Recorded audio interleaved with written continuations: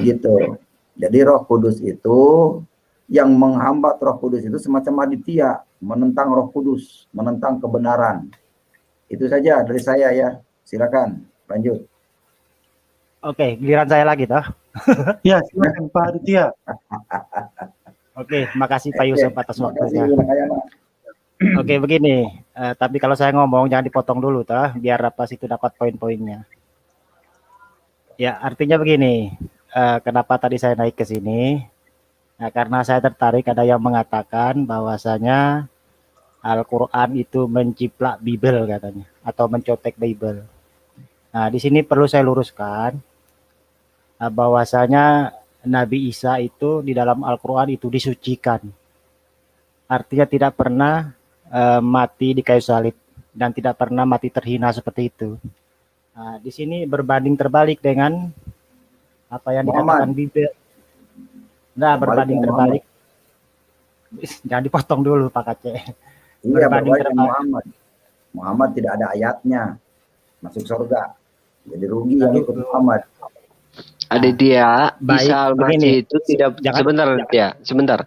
Isa Al-Masih itu tidak perlu dicucikan lagi karena di surat 19 ayat 19 jelas dikatakan bahwa Al-Masih itu seorang laki-laki yang suci, Aditya. Gak perlu lagi disucikan karena memang dia itu suci. Oke, begini, jangan dipotong dulu ya, begini. Di dalam Al-Quran itu jelas posisi Nabi Isa itu sangat disucikan dan dimuliakan. Itu satu perlu dicatat. Makanya di sini saya tidak mengatakan tidak mungkin lah Al-Quran itu menciplak Bible. Kenapa demikian? Karena baik itu di Perjanjian Lama maupun di Perjanjian Baru. Saksinya siapa nih?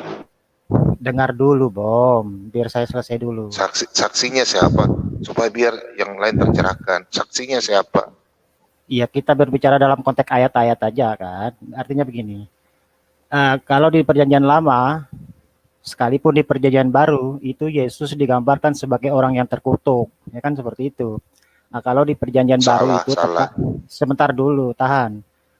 Kalau di Perjanjian Baru itu tepatnya di Galatia 3 ayat 13. Nah, sementara di Perjanjian Lama itu di Ulangan 21 ayat 22 sampai 23. Nah, di situ dijelaskan orang yang mati di kayu salib itu adalah orang terkutuk.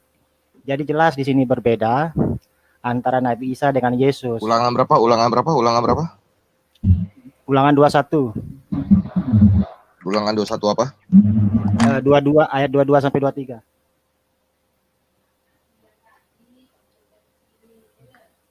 Nah, jadi di sini itu jelaslah tidak mungkinlah Al-Quran itu mencontek Bible karena apa? Ini kedua ayat itu bertentangan satu sama lain. Al-Quran itu mensucikan Nabi Isa, sementara di Bible itu Yesus itu menurut versi Bible di dalam Anda dusta. Ulangan 21 ayat 22. Apabila seorang berbuat dosa yang sepadan dengan hukuman mati, lalu dia dihukum mati, kemudian kau gantung dia pada sebuah tiang. Kau gantung pada nggak ada kata salib ya. Karena pada zaman dulu belum ada salib zaman Romawi. Baca yang full, biar saya baca ya.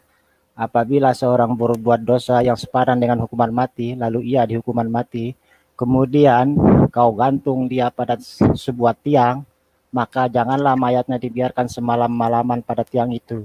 Tetapi haruslah engkau menguburkan dia pada hari itu juga, sebab seorang yang digantung terkutuk oleh Allah. Sekali lagi saya ulangi, Aditya, zaman Musa itu yang menjajah itu Mesir. Mana Aditya? Kok nambah-nambahin sih? Itu masih Mesir, belum ada Romawi, Aditya. Belum, makanya ya. Nggak ada itu yang namanya nggak ada yang namanya sejarah itu hukuman salib itu di zamannya, apalagi zamannya Musa. Kau gantung dengan disalibkan itu berbeda. Gitu. Aditya, jangan belajar sejarah lagi, Aditya, orang ya. yang sembarangan. Kasihan kamu.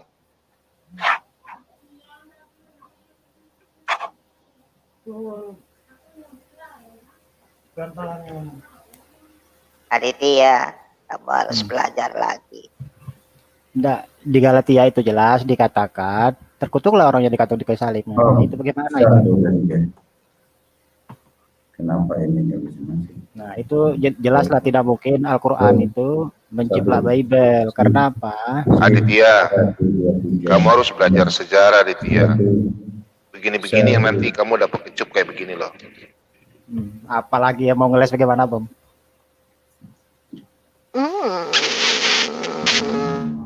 Pak, gitu panggilnya. Kamu kan usianya lebih muda.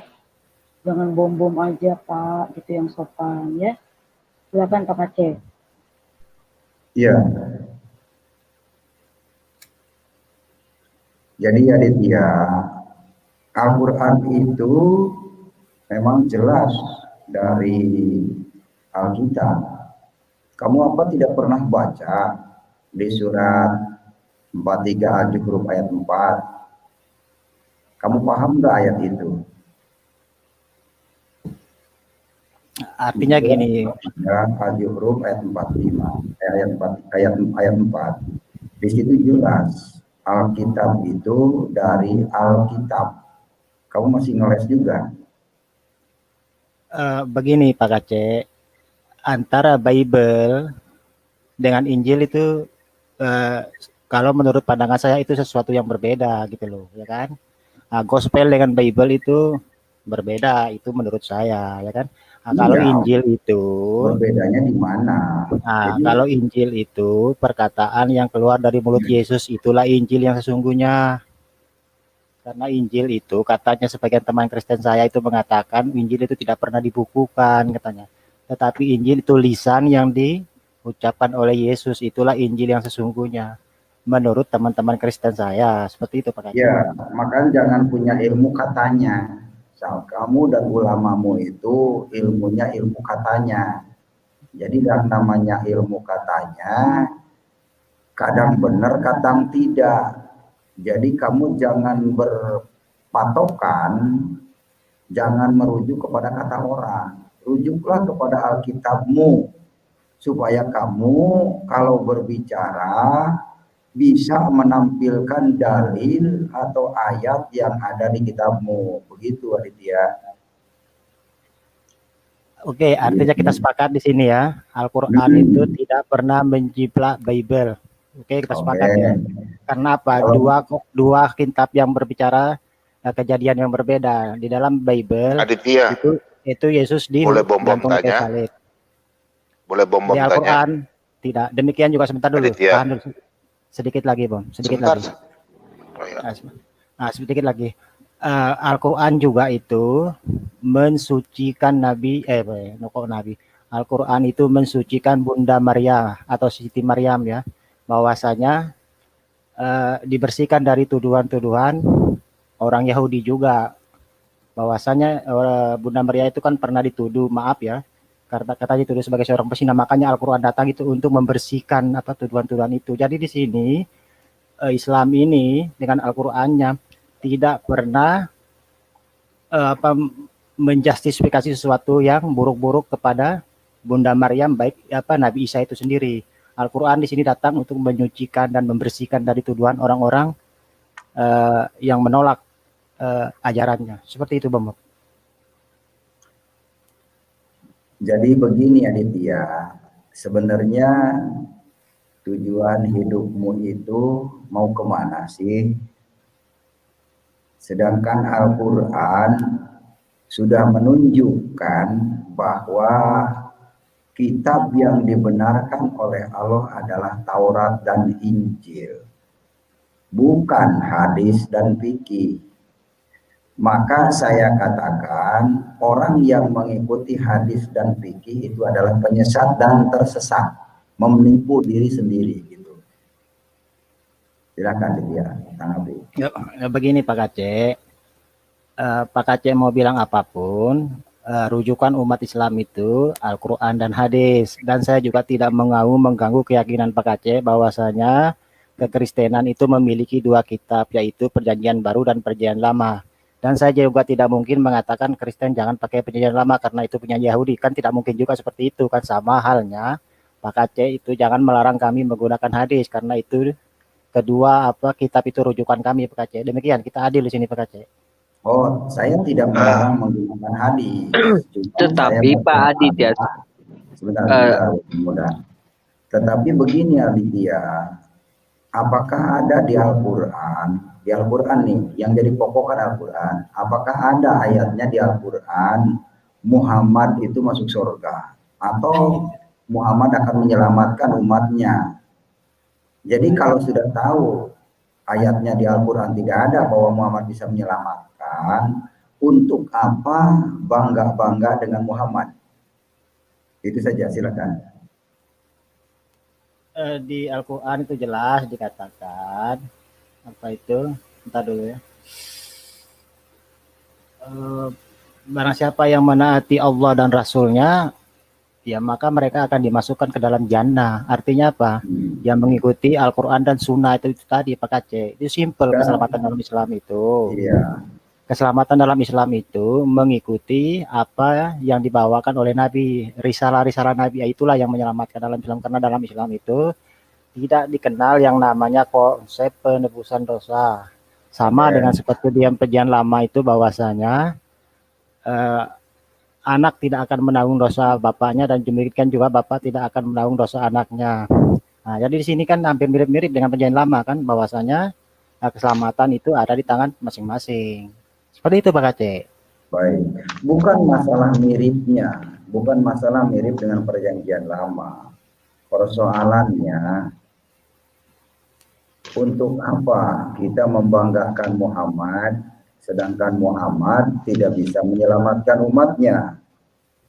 Adakah ayatnya Muhammad akan menyelamatkan umatnya? Coba ada enggak? Jadi supaya publik dengar nih. Kalau ada keselamatan di dalam Muhammad, pasti banyak orang yang mualaf. Tapi kalau tidak ada ayatnya bahwa Muhammad akan menyelamatkan, pasti yang mualaf balik lagi, jadi pada murtad lagi. Begitu, Ditya. Oh banyak, Pak Aceh. Masalah keselamatan dalam Islam itu banyak, Pak Aceh. Enggak, Rasul yang disebut Rasul itu, Rasulnya itu siapa namanya? Karena Rasul itu banyak. Begini Pak Aceh, ini salah satu keselamatan. Salah satu keselamatan dalam Islam itu di dalam Quran surat An-Nisa ayat 80. Di situ jelas dikatakan, menaati Rasul dan mengikuti jalan hidup atau sunnahnya niscaya akan mengantarkan seorang kepada jannahnya Allah Subhanahu wa taala. Karena siapa yang mentaati beliau berarti pasti mentaati Allah. Maka Allah firmankan, barang siapa menaati Rasul Muhammad maka sesungguhnya berarti dia telah menaati Allah. Simple Pak Aceh. Selamat makanya dari itu. Lah iya, kalau menaati Rasulnya Isa Al-Masih, iya pasti selamat. Tapi Rasul Muhammad kan tidak jelas. Kalau Rasulnya Isa Al-Masih benar, pasti akan selamat, masuk surga. Tapi kalau Muhammad tidak ada ayatnya Muhammad bin Abdullah di Al-Quran. Oke. Gini, saya tambah satu ayat lagi ya, masalah keselamatan dalam Islam itu di dalam Quran surat 40 ayat 40, dan barang siapa mengerjakan amal saleh baik lelaki maupun perempuan sedang ia dalam keadaan beriman, maka mereka akan masuk surga, mereka diberi rezeki di dalamnya tanpa hisab. Terus yang kedua, kalau kita bicara konteks Nabi Isa itu diutus hanya untuk ke Bani Israel, baik itu di kitab Anda maupun di Al-Quran, itu jelas. Nabi Isa itu diutus tidak kepada semua bangsa, tetapi hanya kepada Bani Israel, dan itu jelas, tidak bisa dipungkiri itu. Dan tidak bisa dibantah. Aditya, kamu belum jelas-jelas yang Bom jelaskan ya kemarin. Lupa ya? Apa, Bom? Aditya? Ya, bagaimana, Bom? Kamu lupa ya yang kemarin Bom jelaskan? Apa itu? Tidak ada keselamatan toh dalam agama Kristen itu yang Anda jelaskan kemarin kan? Bung Ray, tolong buka di Matius 24.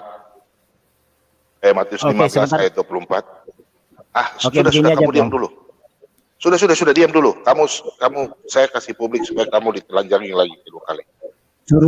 Bung Ray, tolongkah? Ya, Matius 15 ayat 24. Ini saya tanpa kamu kan bilang Matius 15 Yesus hanya menyelamatkan bangsa Israel. Nah.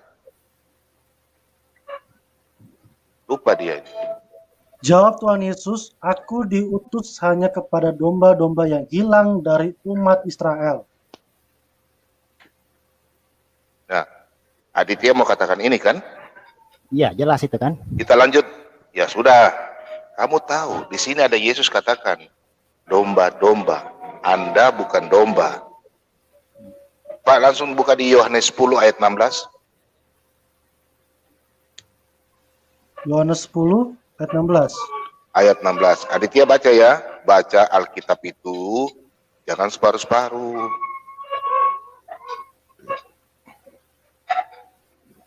Sudah, Pak.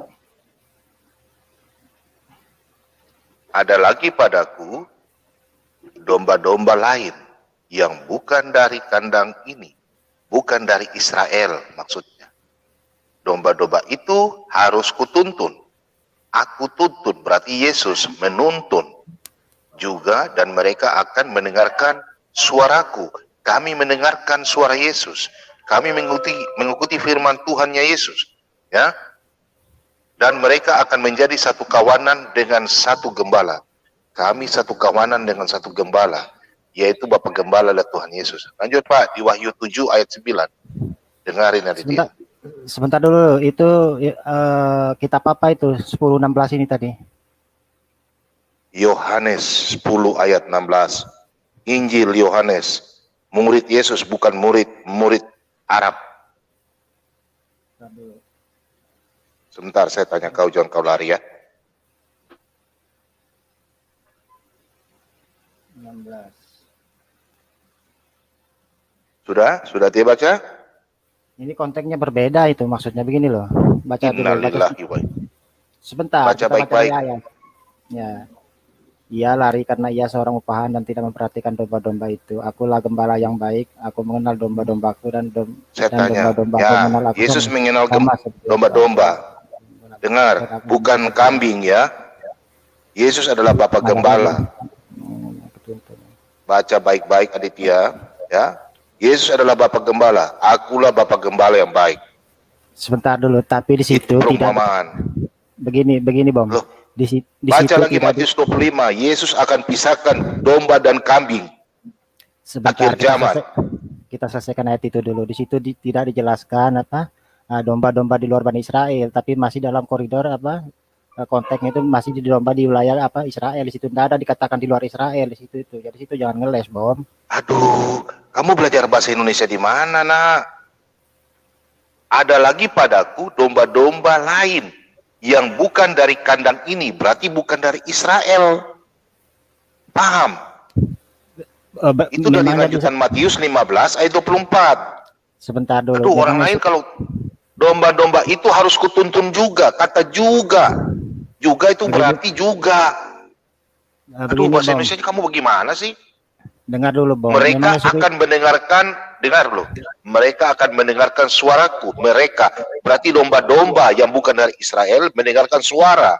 Makanya dalam Matius 28, pergilah ke seluruh dunia, ya, ajarkan Injil, mengajar, baptislah. Ya, Pak Rai, kita langsung ya, kamu belajar bahasa Indonesia lagi, nak. Kamu ini parah betul ya. Suku Israel itu ada berapa, Bom? Apa? Berarti kan suku Israel itu ada berapa? Berarti kan kandang-kandang kan di situ kan maksudnya kan? Ya ninnalillah. Berarti kamu punya otak ini sakit, Adi. Jangan bikin malu, kamu punya bahasa Indonesia. Ini guru yang mengajar kamu bahasa Indonesia ini malu dong. Kita berdialog itu harus berapa? Kita harus tuh tahu bahasa Indonesia, nah. Yesus itu Bapak Gembala. Kami ini domba, bukan kambing. Saya tanya baca Matius 25. Yesus akan pisahkan. Bentar, Pak Bom. Jangan kebanyakan ngeles terus, Pak Aditya. Tadi katanya belajar bahasa Indonesia. Bentar, Pak Bom. Ya, Isa hanya diutus oleh untuk Israel. Udah diterangkan, ya kan? Sudah diterangkan ada domba-domba lain. Sekarang suku Israel ada berapa? 12 suku. Itu kan Israel juga. Domba-domba lain kan bukan dari 12 suku. Artinya di luar dari 12 suku. Gimana sih otakmu, Aditya? Sama enggak kandangnya itu? Sekarang 12 suku Israel itu disebut Israel bukan? Iya, apakah 12 suku? 12 suku Israel, apakah disebut Israel? Apa yang dimaksud kandang-kandang lain di situ? Sementara suku Israel ada banyak di situ. Bagaimana sekarang 12 suku Israel itu disebut Israel bukan? Nah, di situ bagaimana penafsir apa domba-domba lain di situ itu? Kan tidak dikatakan di luar Bani Israel kan, domba-domba lain di situ kan, karena memang Israel itu banyak sukunya. Kita mau ngeles kemana lagi? Anda yang mau ngeles kemana lagi sekarang? Ya, 12 suku Israel disebut Israel bukan? Kalau Anda membenarkan ayat itu, Anda jawab, 12 suku Israel disebut Israel atau disebut Arab Saudi? Begini, kalau situ punya otak ya. Kalau Anda ingin membenarkan, jawab. Punya otak, Anda jawab. Otak Anda dipakai kalau menjawab, gitu. Anda punya otak gak? Anda punya otak. Makanya dengar dulu. Gitu. Makanya dengar dulu. Kalau Anda memaksakan ayat ini untuk di luar Bani Israel, maka akan kontradiksi. Yang memaksakan siapa, Adit? Ya, Adit, saya tanya dulu. Yesus itu Bapak Gembala bukan? Saya tanya sama kamu. Kalau Anda paksakan ayat jangan jawab enggak. Yesus itu Bapak Gembala enggak? Saya kasih contoh lagi. Gini, Aditya, saya contoh lagi. Tuhan Yesus, aduh, dah dulu. Otak kamu yang kontradiksi. Guru kamu belajar bahasa Indonesia yang ajar kamu menyesal ajar kamu ini loh. Dengar ya. Yesus katakan, akulah pokok anggur. Nanti kamu lagi bilang, kami ini anggur-anggurnya ya. Gimana sih? Akulah pokok anggur, kamulah ranting-rantingku. Dengar dulu.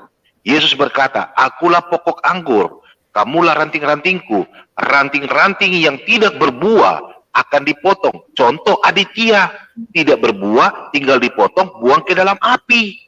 Itu Yesus berkata loh. Begini, Bom. Nanti kamu katakan lagi, kami apa lagi? Dengar, Yesus kasih perumpamaan. Contoh. Akulah, dengar. Akulah Bapak Gembala. Emangnya Yesus gembala domba? Bukan, itu perumpamaan, Adit.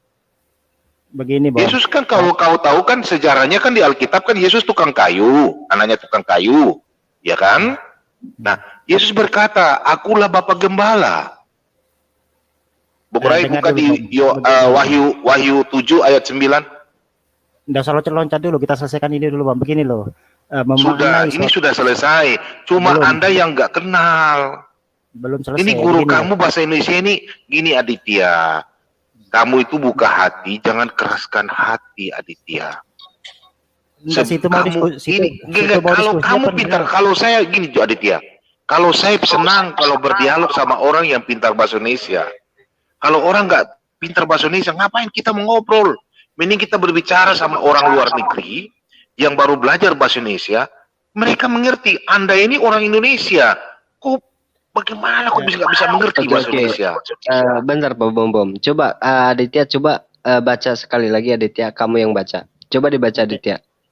Makanya dengar dulu penjelasan, jangan baca sendiri, biar situ dapat ilmu. Begini loh. Memaknai apa yang kamu jelasin, Aditya? Kamu baca aja. Cukup kamu membaca aja. Silakan baca aja. Kasih kesempatan saya ngomong dulu. Begini loh. Memaknai suatu ayat itu. Jika ada ayat pertama mengatakan, aku diutus hanya kepada domba-domba Bani Israel, maka itu ayat itu harus dipatenkan dulu gitu loh. Ketika ada ayat lain mengatakan sesuatu yang rada ambigu, maka harus dikonfirmasi dengan ayat pertama tadi gitu loh, agar tidak bertentangan satu sama lain. Begitu cara menafsirkan dari ayat satu dengan ayat yang lainnya. Kalau Anda memaksakan ayat tadi itu untuk di luar Bani Israel, maka otomatis akan kontradiksi. Seperti itu cara berpikirnya, bro, ya kan? Nah, ayat di yang pertama tadi, dia diutus saja kepada domba Bani Israel, itu jelas terang ayatnya. Nah, makanya ketika ada ayat yang mengatakan kepada kandang-kandang yang lain, ya tidak bisa. Kamu belajar bahasa Indonesia lagi yang baik, Aditya. Kamu kalau ada di sini, saya bisa kasih makan kamu daging babi. Minta maaf ya, biar mulut kamu belicin sedikit. Bentar Pak Bom. Dikasih ajar bahasa Indonesia nggak ngerti. Ya Pak Rey, saya ada kirim di WA, bisa tolong ditampilkan Pak. Aditya ngebohong gitu, bahwa tidak ada penebusan dosa dalam iman dia. Tolong diiniin di yang dari WA itu Pak Rey. Gitu. Sebentar. Yang dari dia kebanyakan dustanya dia. Sama menafsirkan Alkitab orang dengan senak udelnya dia. Saya tidak menafsirkan itu, saya cuma baca. Anda menafsirkan dengan seenak udel Anda gitu. Anda tidak bisa menafsirkan. nafsir gundulmu, saya cuma baca gitu loh. Itu punya mata enggak sih? Domba-domba lain kenapa Anda bilang di luar daripada itu sama juga dengan Israel? Udah tahu dari Israel punya 12 suku. Itu adalah satu kandang. Kalau ada dari kandang lain, domba-domba lain adalah dari luar Israel. Anda yang menafsirkan itu dari Israel juga.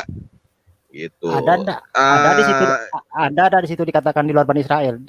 Cuman dikatakan itu kandang-kandang lain loh, bukan di luar Israel. Itu bisa baca apa enggak sih? Di situ bisa baca gak kandang-kandang di luar, di kandang-kandang lain itu apakah juga di dalam Israel juga? Udah tahu 12 suku itu Israel. Gitu. Apakah 12 suku di situ disebut di luar daripada Israel? Anda punya otak gak sih? Gitu. Apa otak Anda nggak ada? Ini Alkitab kita orang punya, jangan Anda yang menafsirkan. Gitu. Udah jelas-jelas di situ ditulis ada kandang lain gitu. Pare tolong dibacakan Pare dan tolong di-mute ya. Tolong di-mute ya, tolong dibacakan itu Pak Ari yang ada penebus dosa. Sebenarnya kitab pandai itu untuk bisa dibaca untuk semua orang enggak sih? Boleh enggak dibaca oleh semua orang kitab pandai itu atau hanya untuk agama Anda aja? Tolong jelaskan ke saya coba. Berarti agama Anda itu yang enggak universal kalau Anda mengatakan orang luar tidak boleh membaca. Aditya, sebentar ya, biar dijelaskan dulu ya. Satu persatu moderator saya ambil alih supaya nggak ada yang ribut. Ya, mungkin Ibu Aubra bisa baca. Baik, saya akan bacakan ya. Kelihatan Pak. Baik, saya akan bacakan. Telah menceritakan kepada kami Abu Bakar bin Abu Syaibah. Oke, ini according ya. Dia berkata, Rasulullah Shallallahu Alaihi Wasallam telah bersabda, pada hari kiamat kelak, Allah Subhanahu Wa Taala akan menyerahkan seorang Yahudi ataupun seorang Nasrani kepada setiap orang Muslim. Jadi pada hari kiamat kelak, Allah Subhanahu Wa Taala akan menyerahkan seorang Yahudi ataupun seorang Nasrani kepada setiap orang Muslim. Kemudian Allah Subhanahu Wa Taala berkata, inilah penebusmu dari siksa api neraka.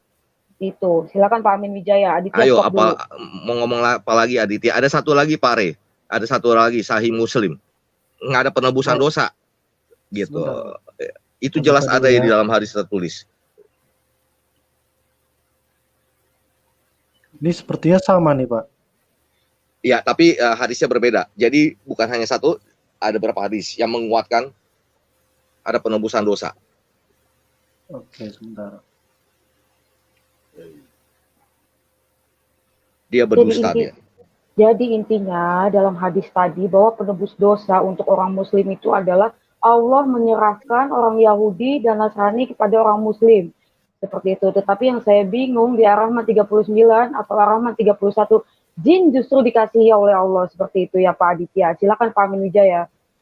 Iya Pak, yang Sahih Muslim itu nanti ditampilkan lagi aja yang 4 berapa tadi? 4 berapa itu saya lupa itu tadi tuh. Oh 4969. Sahih Muslim 4969 itu jelas juga sama penebusan dosa gitu. Nanti Pak Are bisa tampilkan lagi Audrey. Jadi dia berdusta. Sudah Pak di layar. Oh sudah ya, ya sudah.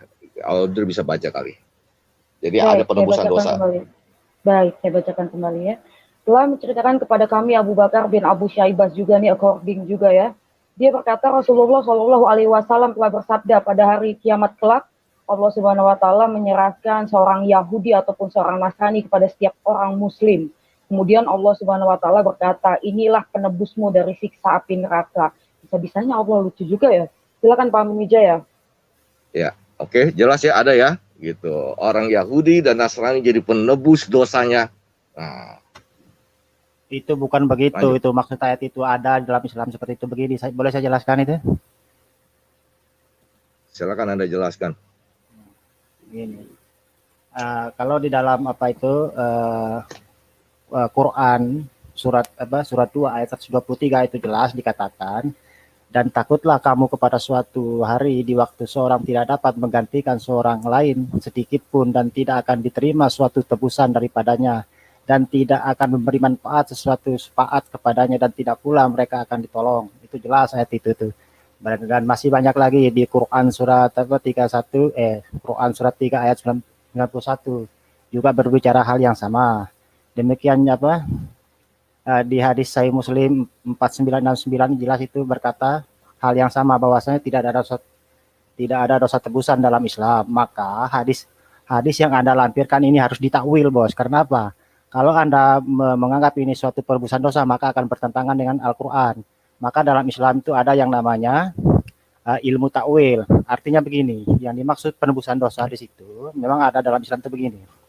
Nah, jika saya semasa hidup di dunia ya, ada orang yang menzolimi saya gitu, sering mencurangi saya dalam hidupnya. Nah, sementara dia ini rajin sholat, rajin bersedekah, nanti kan, ketika dia meninggal, saya meninggal, maka kebaikan dia itu akan saya ambil karena dia selama hidup dunia itu telah banyak menzolimi saya. Itu seperti itu apa takwilnya hadis yang Anda lampirkan itu, Bos. Seperti itu. Karena apa? Kalau Anda mentakwil bahwasanya ini penghapusan dosa, maka akan bertentangan dengan ayat Al-Qur'an yang saya bacakan tadi. Simpel aja sih penjelasannya, muter-muter. Baik, lalu untuk apa ada malaikat Raqib dan Atid? Mengapa Allah menjadi melimpahkan penebusan itu untuk kaum Yahudi dan Nasrani? Untuk apa ada Raqib dan Atid? Untuk apa juga kaum Muslim itu percaya adanya hari penghakiman? Silakan. Itu konteks yang berbeda lagi, Mbak. Itu sudah melebar kemana-mana gitu. Sekarang kita kembali ke topik. Berarti kamu tidak berani menjawab. Dusta dia. Orang itu hadis nggak ada ditulis ditakwil kemana itu jelas kok tulisannya. Begini, sekarang Bos. Gini, Bos, bawakan hadis tersebut yang Sahih Muslim 4969 ditakwilkan sebagai apa? Bawakan ke saya. Begini, Bos, dalam Islam itu biar otak kamu jelas, biar kamu pintar sedikit begini loh. Jangan marah. Otakmu itu yang nggak ada pintar-pintarnya sama sebentar apa ngomong. Otakmu tuh yang nggak ada pintar-pintarnya sama sekali. Sekarang Anda berbicara, Anda bawakan saya data bahwa yang hadis Sahih Muslim 4969 tadi itu ditakwilkan sebagai ucapan Anda yang tadi. Dalam bawakan Islam dalilnya mana? Bawakan dalilnya hadis yang tadi ini Anda bilang ditakwilkan sebagai ucapan Anda tadi. Bawakan dalilnya. Dengar dulu, dalam Islam itu apabila hadis bertentangan dengan Al-Qur'an maka dia akan tertolak. Itu pahami satu. Kenapa? Karena otoritas yang tertinggi itu Al-Qur'an. Nah, jika hadis itu sejalan dengan Al-Qur'an maka akan diterima. Apabila dia bertentangan dengan Al-Qur'an maka otomatis akan tertolak. Tadi seperti kamu sendiri yang mengatakan harus ditakwil. Sekarang ditanya di mana takwilnya, kamu tidak membawa. Di mana takwilnya? Ya sama halnya tadi. Ayat ini seperti mirip-mirip dengan di Bible tadi loh, bahwasanya Yesus itu kan diutus hanya kepada domba-domba Bani Israel. Nggak usah bawa ke Bible lagi. Nggak usah ngibul kemana-mana. Kalau ditanyain larinya kemana-mana. Bawakan takwilnya. Takwilnya dari tadi hadis Sahih Muslim 4969. Bawakan ke saya. Seperti perkataan. Begini, otak kamu itu nggak nyambung. Ini sama halnya dengan kedudukan di kitab Anda tadi bahwasanya Yesus itu diutus hanya kepada domba-domba Bani Israel, dan itu jelas sebentar dulu. Makanya berbicara itu dipikir dulu, otak dipakai, jangan otak nggak dipakai. Kamu juga otak modal CP aja. Jangan bicara otak-otak seperti itu, tegas tidak apa-apa. Tapi jangan bicara otak-otak itu lagi, mau yang Kristen mau yang Islam sama, jangan bicara otak. Aditya. Tadi kamu tidak terima masalah domba-domba. Saya tanya dulu. Yesus ada pernah berkata, beritakan firman nggak ke seluruh dunia? Ya? Aditya. Gimana? Yesus kamu pernah, saya tanya, Injil Markus, Matius, kamu akui nggak? Itu kan kita pandang, Bos. Daripada nanti saya sampai. Tidak, maksudnya... Kamu tahu nggak kalau saya kasih Yohanes, Matius, Markus, Lukas, kamu terima nggak penjelasan saya? Nanti kamu protes lagi. Sekarang contoh, begini, di Matius, jangan dulu kamu bicara. Contoh di Matius 28 ayat 19, kamu kan sudah baca. Yesus perintahkan, makanya di situ ada perintah agung 3. Beritakan Injil, ajarlah, kemudian baptislah. Di seluruh dunia. 28 ayat 19 dan 20. Baca ya. Bung Ray tolong bukakan, Bung. Mungkin ini Aditya pura-pura tidak tahu. Pura-pura dalam perahu. Matius 28. Matius 28 ayat 19 dan 20. Ayat 23 gimana sih? Karena itu pergilah jadikanlah Aditya baca ya, Aditya baca. Ke dalam nama Bapa dan Anak Roh Kudus. Sabar. Kamu baca yang lihat ini nih. Baca ayat 19. Ayo, ayat 19 dulu. Baca. Ya sudah saya baca. Karena itu pergilah jadikanlah semua bangsa murid-muridku dan baptislah mereka dalam nama Bapa dan Roh Kudus. Terus apa lagi? Seluruh bangsa, berarti bangsa Arab aja atau bangsa Israel saja? Memang Israel itu ada berapa bangsa? Tuhan Yesus loh. Seluruh bumi ini ada berapa bangsa? Otakmu saja ada berapa bangsa? Rambutmu saja ada berapa biji? Terus Pak Ray, buka lagi di Markus 16 ayat 15. Berarti kontradiksi berarti dengan tadi. Oh, kontradiksi, otakmu yang sakit. Kau perlu makan daging babi boleh supaya kau lancar otakmu. Baik, sebentar. Enak itu. Tanya Pak. Baik, saya mengingatkan. Kita buka di Yohan apa? Jangan bicara kasar ya. Silakan dilanjutkan. Wahyu 7 ayat 9, Bung Ray. Wahyu 7 ayat 9. Wahyu 7 ayat 4 sampai 9 biar si Aditya ini paham. Wahyu 7 ayat 4 sampai 8 terus berlanjut baca ayat 9. Aditya dengar ya.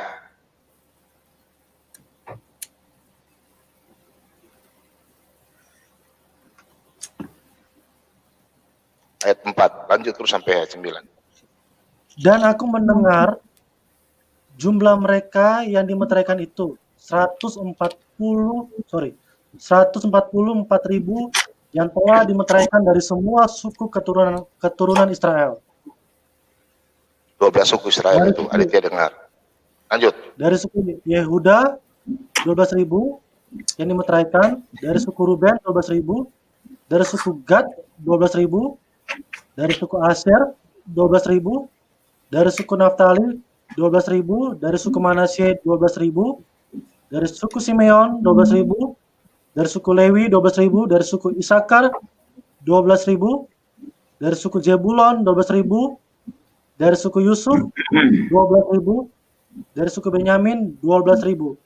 Kemudian daripada itu aku melihat sesungguhnya suatu kumpulan besar orang banyak yang tidak dapat terhitung banyaknya dari segala bangsa dan suku dan kaum dan bahasa berdiri di hadapan tahta dan di hadapan Anak Domba, memakai jubah putih dan memegang daun-daun palem di tangan mereka. Amin. Aditya sudah baca kan? Sudah paham? Sekarang giliran saya bertanya. Sekarang giliran saya bertanya sama Yu. Saya udah jawab ya. Nggak untuk suku Bom mana itu? Saya suku Toraja. Saya suku Toraja. Saya bukan tinggal di bulan atau di planet. Saya tinggal di bumi. Seluruh bangsa. Aditya ya? Kita nggak usah berdebat.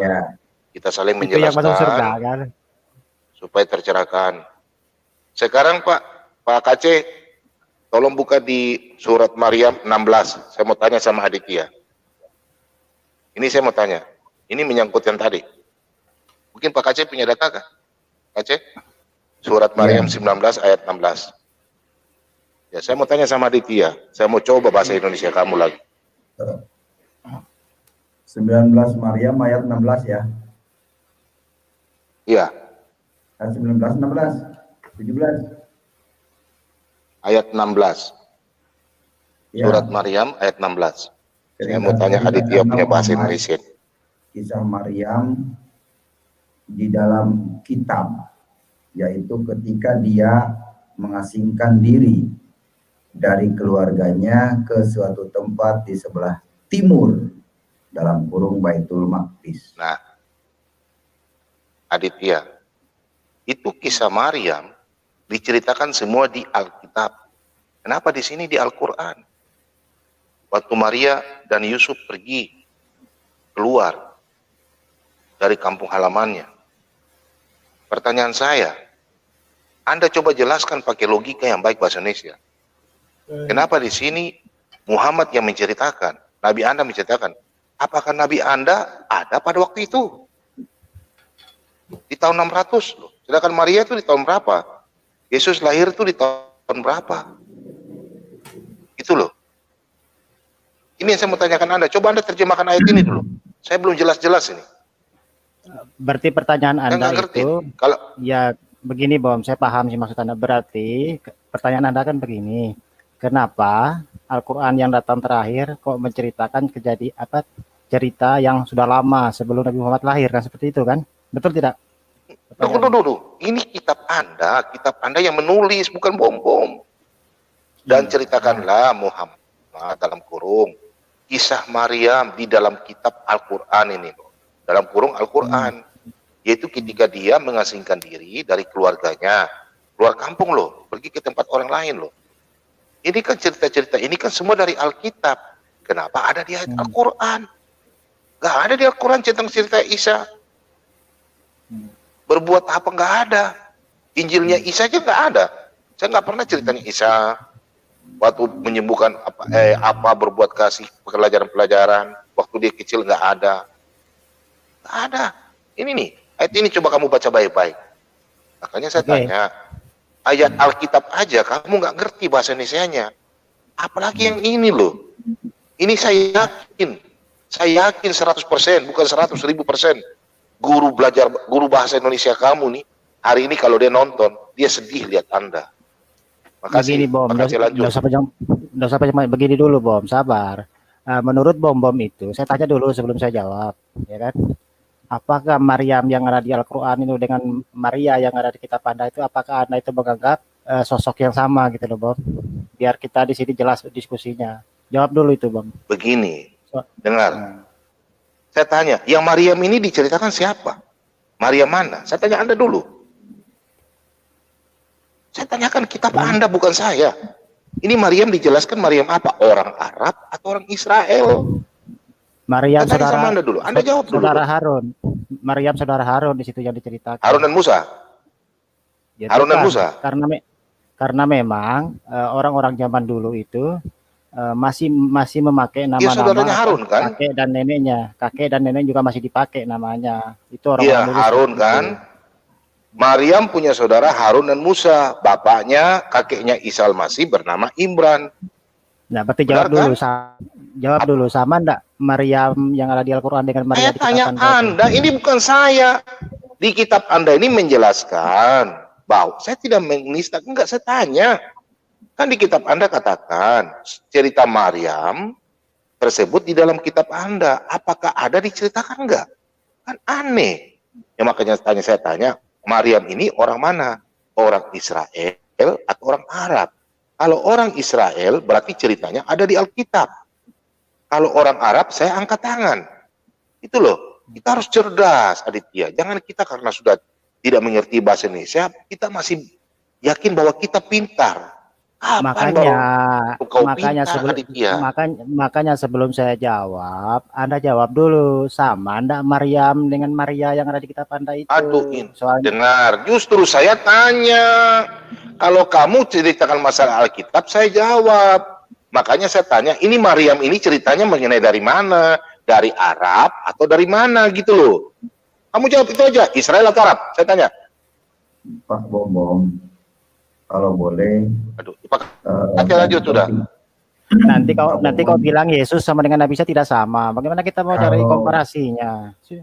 Makanya ketika berdiskusi itu jangan ketika tidak menguntungkan ada tidak sama. Ya sudah nggak bisa jawab.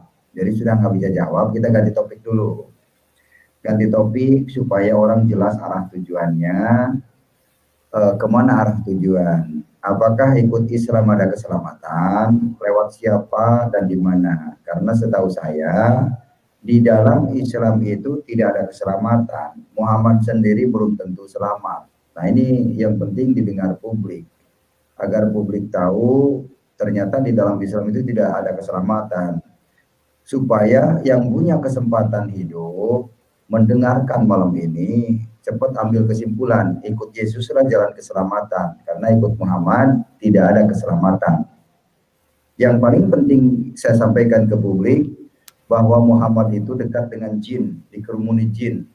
Ya, kalau Muhammad itu akrabnya dengan setan, dengan jin.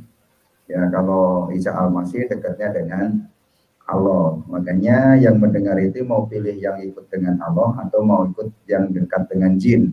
Ini ada pilihan pada saudara-saudara sekalian yang mendengarkan live malam hari ini. Gitu ya. Jadi ganti topik ini. Muhammad ini bisa menyelamatkankah di dalam Islam supaya didengar orang luas gitu. Aditya Oke, ini Pak Aceh. Oke, begini Pak Aceh. Oke, kita ganti topik ya karena pertanyaan Pak Aceh juga sudah terlampau sering saya bahas ya. Ini sedikit ada yang mengganjil Pak Aceh sesuai dengan tema kita hari ini tentang nubuatan Nabi Muhammad ya. Tapi di sini saya akan mengambil rujukan yang berbeda gitu loh. Karena saya juga memang selama ini itu tidak mau mengangkat tema itu tentang nubuat Nabi Muhammad dalam Bible. Karena apa? Karena dulu-dulu saya kan sering diskusi. Saya kan tidak mau dikatakan, kenapa sih ngemis-ngemis dari Bible untuk mencari pembenaran Nabi Muhammad? Ya kan itu yang saya tidak mau. Tapi berhubung judulnya malam ini atau temanya malam ini tentang nubuatan Nabi Muhammad, maka saya boleh tidak memakai rujukan dari Bible itu, terutama dari kitab Yohanes gitu loh. Itu pun kalau boleh, kalau tidak boleh, ya saya lanjut gitu loh. Soalnya saya tidak mau dikatakan nanti ngemis-ngemis dari Bible untuk membenarkan Nabi Muhammad. Itu saya tidak mau. Kalau boleh saya lanjut. Pak Aditya, saya potong sebentar ya Pak Aditya ya. Sebaiknya kalau misalnya dari pihak Muslim, kita ini mengadakan acara ini, live malam ini justru kita mengcounter, kita bukan mau menjelaskan dari Quran juga, tapi kita justru menjelaskannya dari kebenaran. Nah kalau bisa, saudara Muslim seperti Pak Aditya menjelaskannya dari iman Pak Aditya, karena iman Pak Aditya kan dengan Quran gitu Pak. Jadi kita menghargai iman Pak Aditya gitu. Dijelaskan dari Quran tidak apa-apa Pak Aditya. Silakan Pak Aditya. Nah, sekarang saya ingin mengambil sebuah nubuat sedikit loh di dalam kitab Yohanes. Itu pun kalau boleh. Pak Aditya, saya sudah jelaskan bahwa iman Pak Aditya itu Quran dan hadis. Oh, berarti tidak boleh, berarti ya sudah toh. Ya, silakan Pak Aditya jelaskan dari Quran dan hadis. Silakan Pak. Kalau dalam Al-Quran itu jelas posisi Nabi Muhammad itu kan, bukan nubuat lagi, tapi memang posisinya itu ya Nabi utusan Allah. Seperti itu. Karena saya di sini tidak boleh menanyakan Bible, ya saya rasa ya cukup diskusi ini kan. Karena memang konteksnya juga tentang nubuat Nabi Muhammad, ada dalam Bible yang dipermasalahkan. Tetapi saya juga punya satu silakan. Gini. Anda sudah kayak cacing kepanasan. Silakan Anda mau dibuatkan Nabi Anda di kitab Yohanes. Mari kita bongkar malam ini supaya ketololan Anda bisa kedengaran. Saya maaf, saya sudah agak sedikit karena Anda tadi tidak mengerti bahasa Indonesia. Nggak apa-apa. Sebentar Pak Bom, saya kasih ke Pak Aceh ya. Silakan Pak Aceh. Sebentar dulu, aku dulu ngomong nih. Ini Aditya udah mengulangi topik yang dibahas di sini. Jadi kalau kita melihat dari sisi yang berbeda. Enggak. Kamu kan mengulangi topik yang kita angkat di sini malam hari ini, ya kan?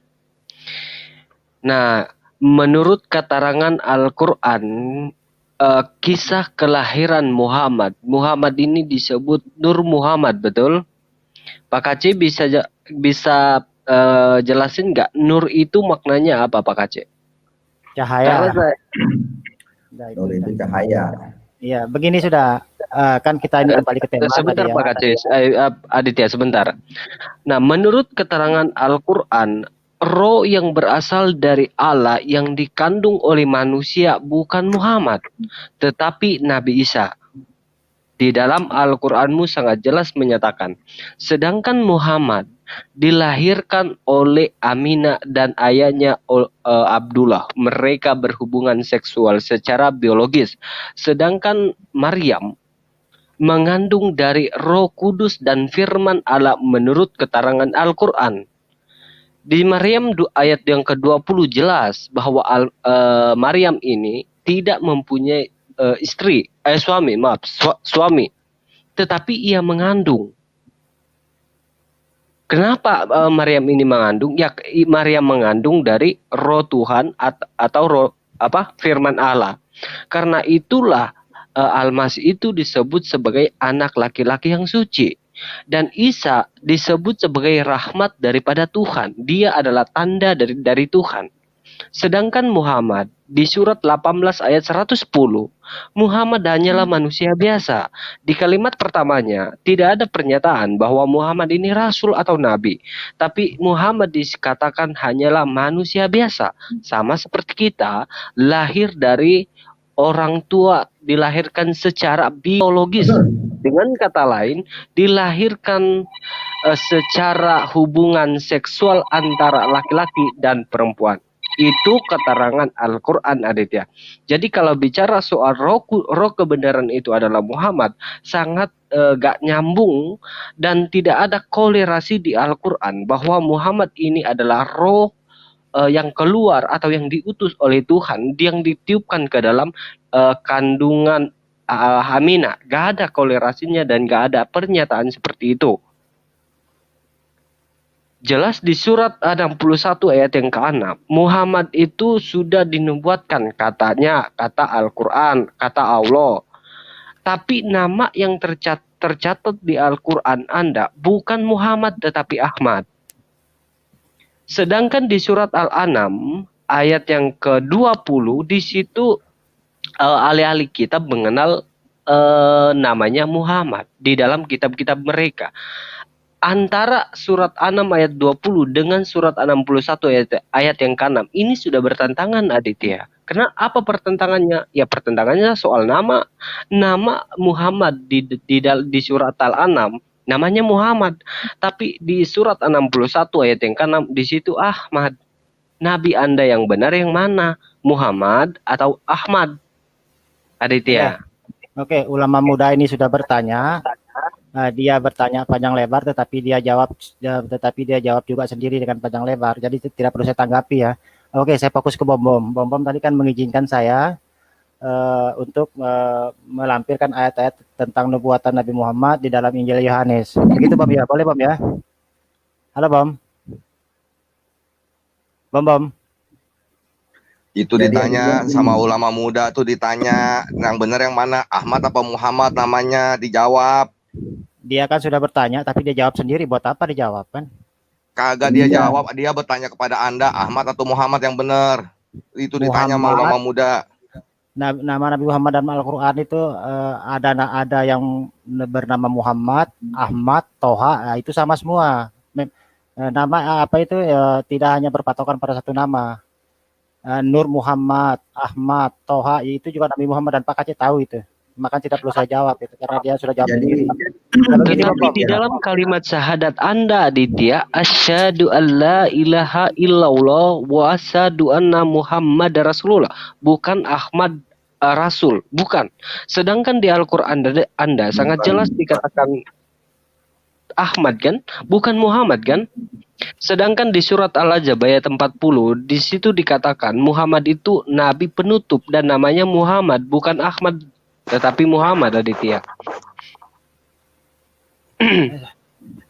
Ya, sama juga sih, cuma mempermasalahkan nama Yesua, Yesus, Isa. Oke, baik. Begini. Pak Aceh, silakan dilanjutkan Pak Aceh. Ya, begini Aditya.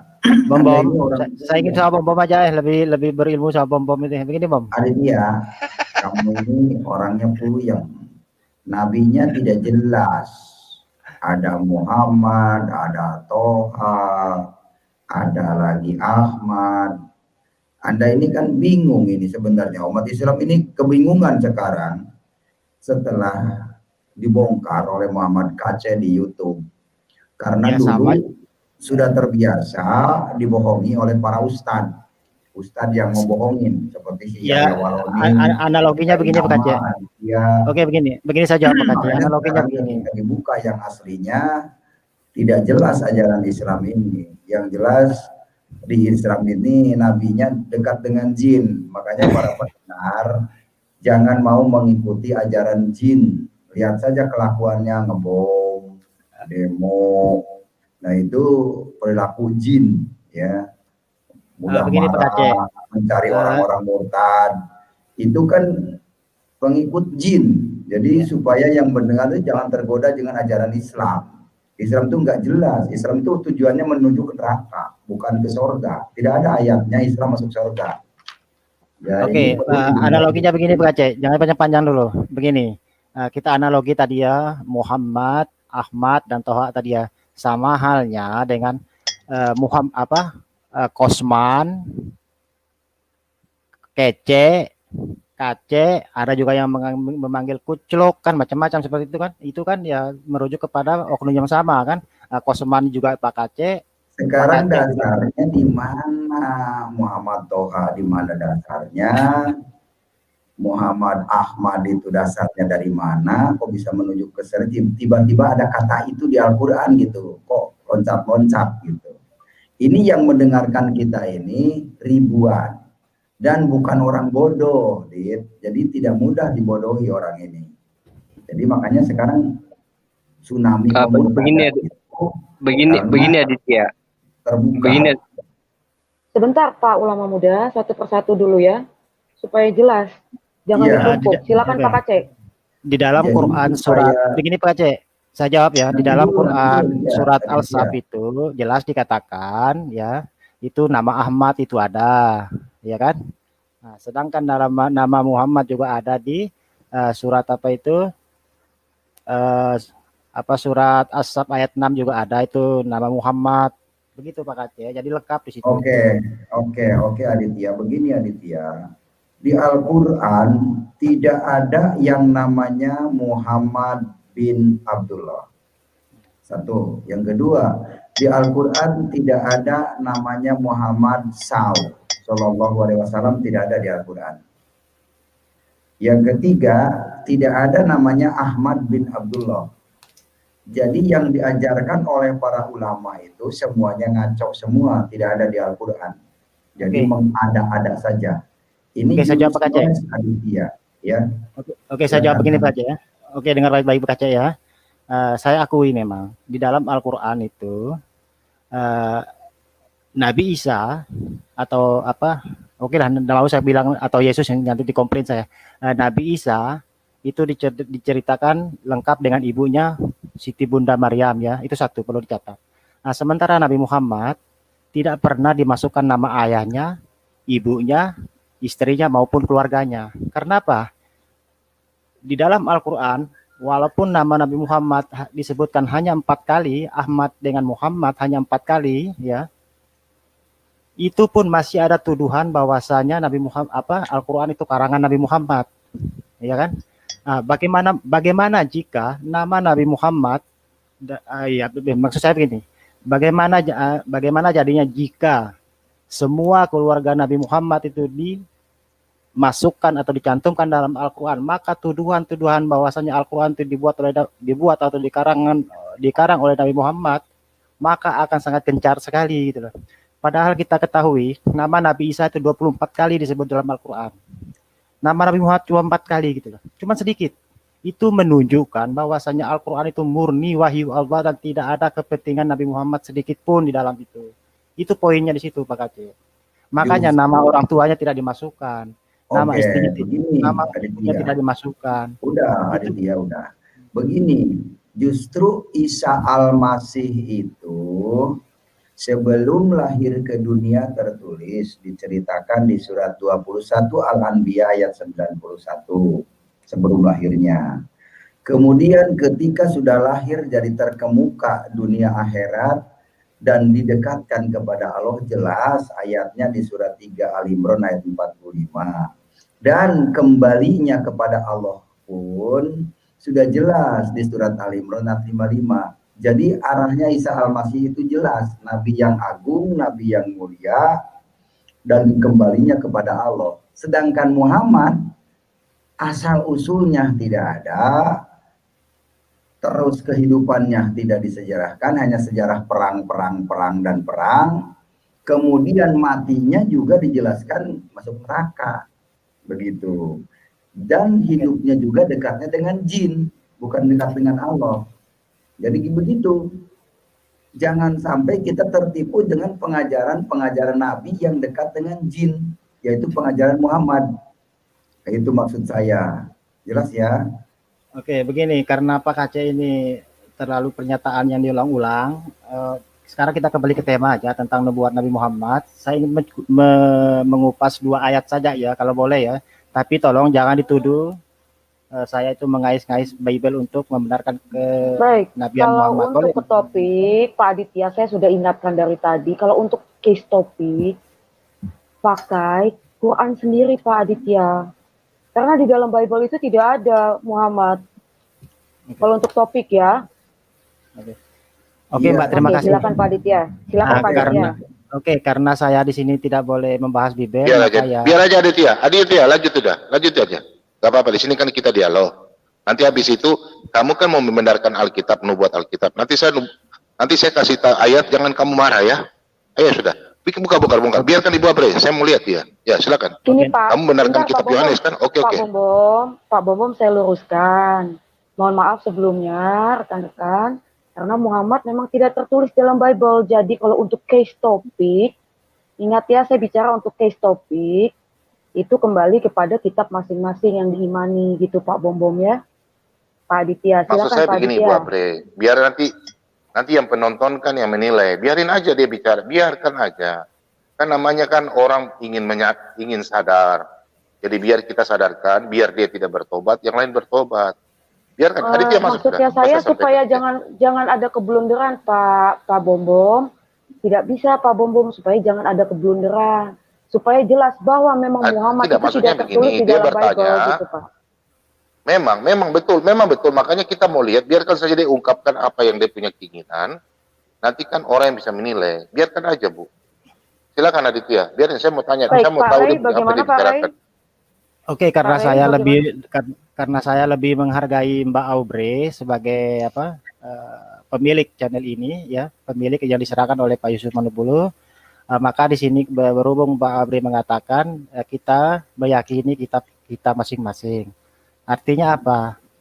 Ketika Pak Aubrey mengatakan seperti itu, berarti sama halnya lakum dinukum waliadin, untukmu agamaku dan untukku agamaku. Maka perdebatan ini diakhiri. Untuk itu, terima kasih atas waktunya. Mohon maaf kalau ada salah kata. Selamat malam semuanya. Jangan dulu kamu lari. Saya mundur. Bukan lari, Bom. Ini katanya bom. Sudah ada ganti kali aja. Kamu harus bom dong. Aduh, ntar Aditya, sebentar lagi ya. Oke, saya mundur. Jangan. Orang banyak kecewa nih. Baik, saya luruskan ya. Jangan, kenapa saya pisahkan, supaya jangan kita menyajikan berita yang hoax gitu. Bahwa memang di Bible itu tidak ada mengenai Muhammad, tapi kalau Muslim mengimani Muhammad, begini. Itu silakan gitu, karena kita sudah sepakati sebelumnya. Bagaimana Pak Bom?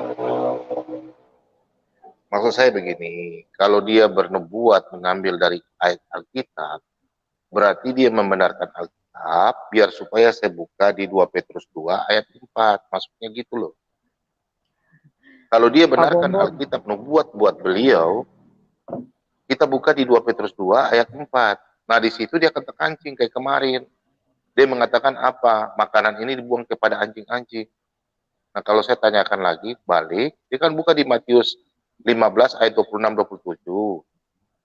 Nah nanti saya buka lagi nubuat di 2 Petrus. 2 Petrus 2 ini ayat 4 ini kan dituliskan di tahun 60 Masehi.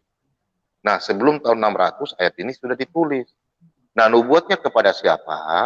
Biarlah Aditya berpikir. Maksud saya begitu. Tapi dia sudah keluar, ya sudah gak apa-apa. Pak Kace lanjut, Pak Kace. Baik, Pak Bom begini ya, saya mohon maaf juga ya. Karena Alkitab itu sudah dicap stempel palsu. Oke, sebentar Pak Kace. Izin. Ya, ini ada teman muslim nih mau masuk nih, Pak Syarul. Selamat malam Pak Syarul. Iya, selamat malam Pak Syarul. Malam. Ya, silakan Pak Syarul. Ya, baik. Bisa didengar? Bisa. Tadi kan topiknya bagaimana seorang ustadz yang mencoba menerangkan tentang konsep ketuhanan orang lain dan mengatakan ada Nabi Muhammad di dalam kitab orang lain, begitu ya? Ya, benar Pak. Baik, saya adalah orang yang selalu runut kepada apa yang disampaikan Allah di dalam firman-Nya, di dalam membicarakan tentang konsep ketuhanan atau kenabian. Islam telah sempurna membicarakan tentang konsep itu ya. Adapun di luar sana ada konsep yang lain, itu adalah bukan ruang ustadz untuk memberikan pengajaran kepada kaumnya atau orang yang mengikut ngaji pada beliau atau apapun namanya ya. Kalau beliau berguru atau dia menjadi guru ya, cukuplah sempurna Tuhan dalam Al-Quran, konsep kenabian di dalam Al-Quran, konsep surga di dalam Al-Quran, dan konsep di dalam Al-Quran. Bagaimana nikah yang benar? Ya seiman. Putus ya. Tes.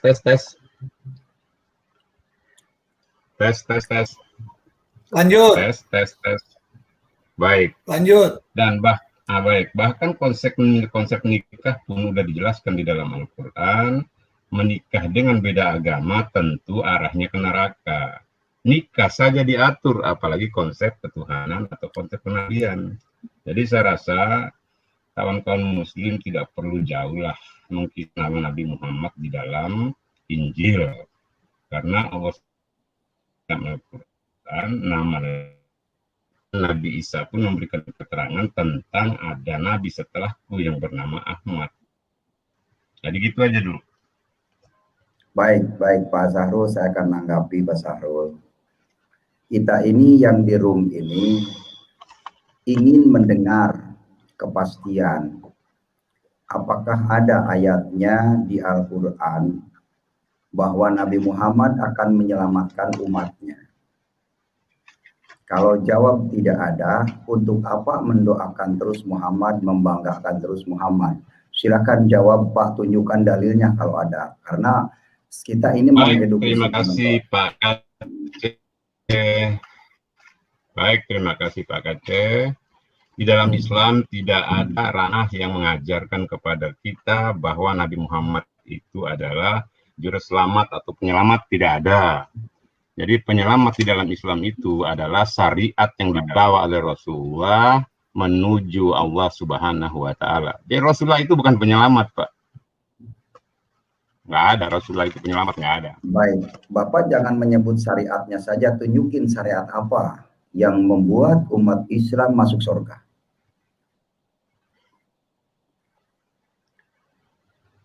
Itu tadi Pak, bagaimana Allah itu memberikan tuntunan kepada nabinya untuk disampaikan kepada orang yang mau menerima kebenaran darinya. Wa ati'ur rasul ulil amri minkum. Itulah syariat dasarnya. Oke. Itu kan ati'ur rasul, tidak diterangkan rasulnya itu siapa, karena tidak semua orang meyakini bahwa rasul itu Muhammad. Termasuk Isa, Ibrahim, Musa juga rasul. Nah ini rasulnya di situ kalimat itu kurang lengkap. Rasulnya itu di mana yang lengkap secara spesifik menunjukkan kepada Muhammad adalah penyelamat. Silakan Pak.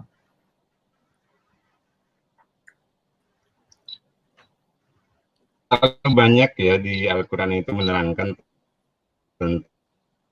Ya bisa Bapak jawab dengan banyak. Contohnya di Al-Imran, justifikasi Allah sendiri di sana. Ya. Kalau jawaban banyak itu tidak menjawab pertanyaan, Pak. Tapi tunjukkan secara spesifik. Tunjukkan secara spesifik satu ayat yang menunjukkan kepada ke Muhammad. Ya. Imran 104. Allah sendiri yang memberikan negasi di sana bahwa Tuhan bukan siapa, dia hanya seorang Rasul. Wa ma Muhammad illa Rasul.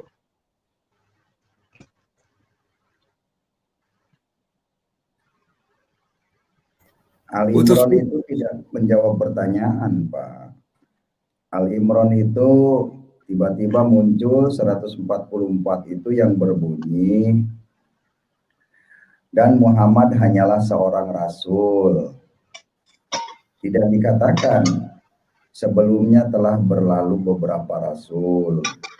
Di sini tidak dikatakan Muhammad menyelamatkan. Jadi untuk apa kita bangga dengan Muhammad, mendoakan Muhammad? Memang di sini disebut benar Muhammad itu seorang rasul, tapi tidak dikatakan Muhammad sebagai penuntun umat masuk surga. Itu maksud saya, minta ayat yang secara keluar Pak Syahrulnya. kepada Muhammad. Pak Syahrulnya keluar. Ya, Pak Syahrulnya keluar sebentar. Kita naikkan lagi nih teman muslim. Syair langit.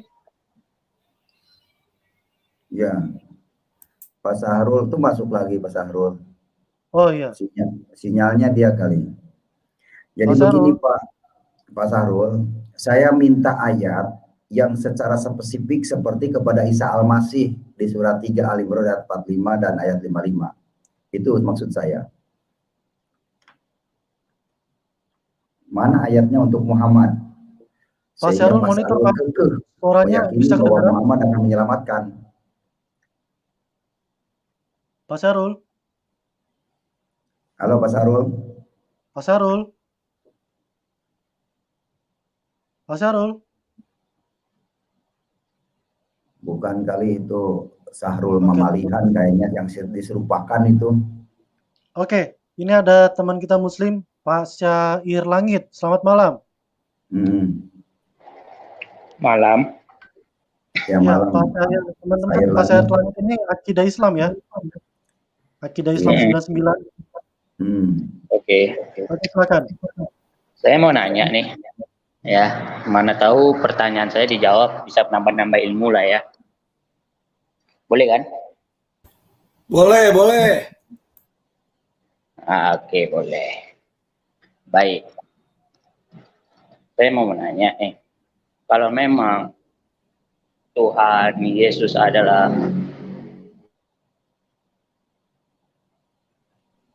ada motor lewat. Kalau memang Tuhan Yesus adalah maha segalanya atau maha kuasa, untuk apa dia turun ke bumi hanya untuk menebus dosa manusia?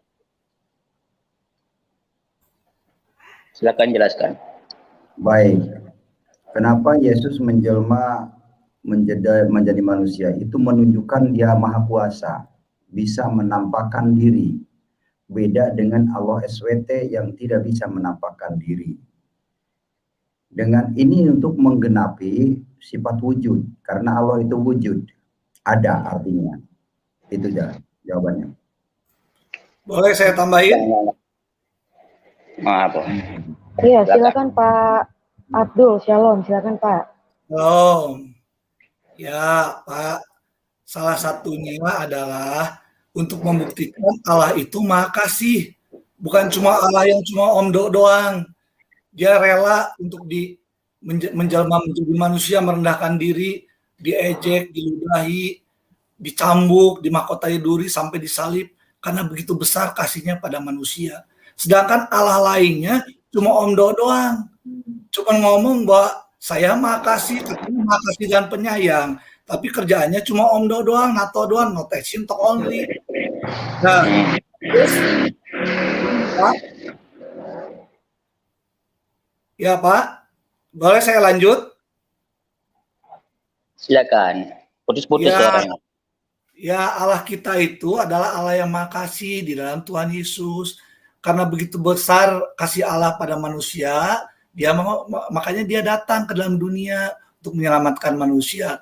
Karena tidak ada satu orang pun manusia yang tidak pernah berbuat dosa. Orang yang berbuat dosa itu jaminannya pasti neraka, Pak, ada hukumannya.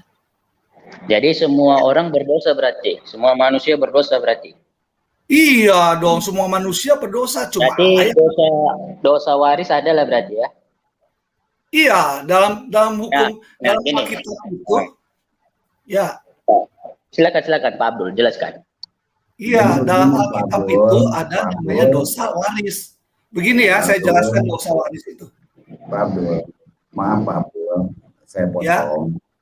Kita ini berbicara kepada pembicaraan arah yang positif.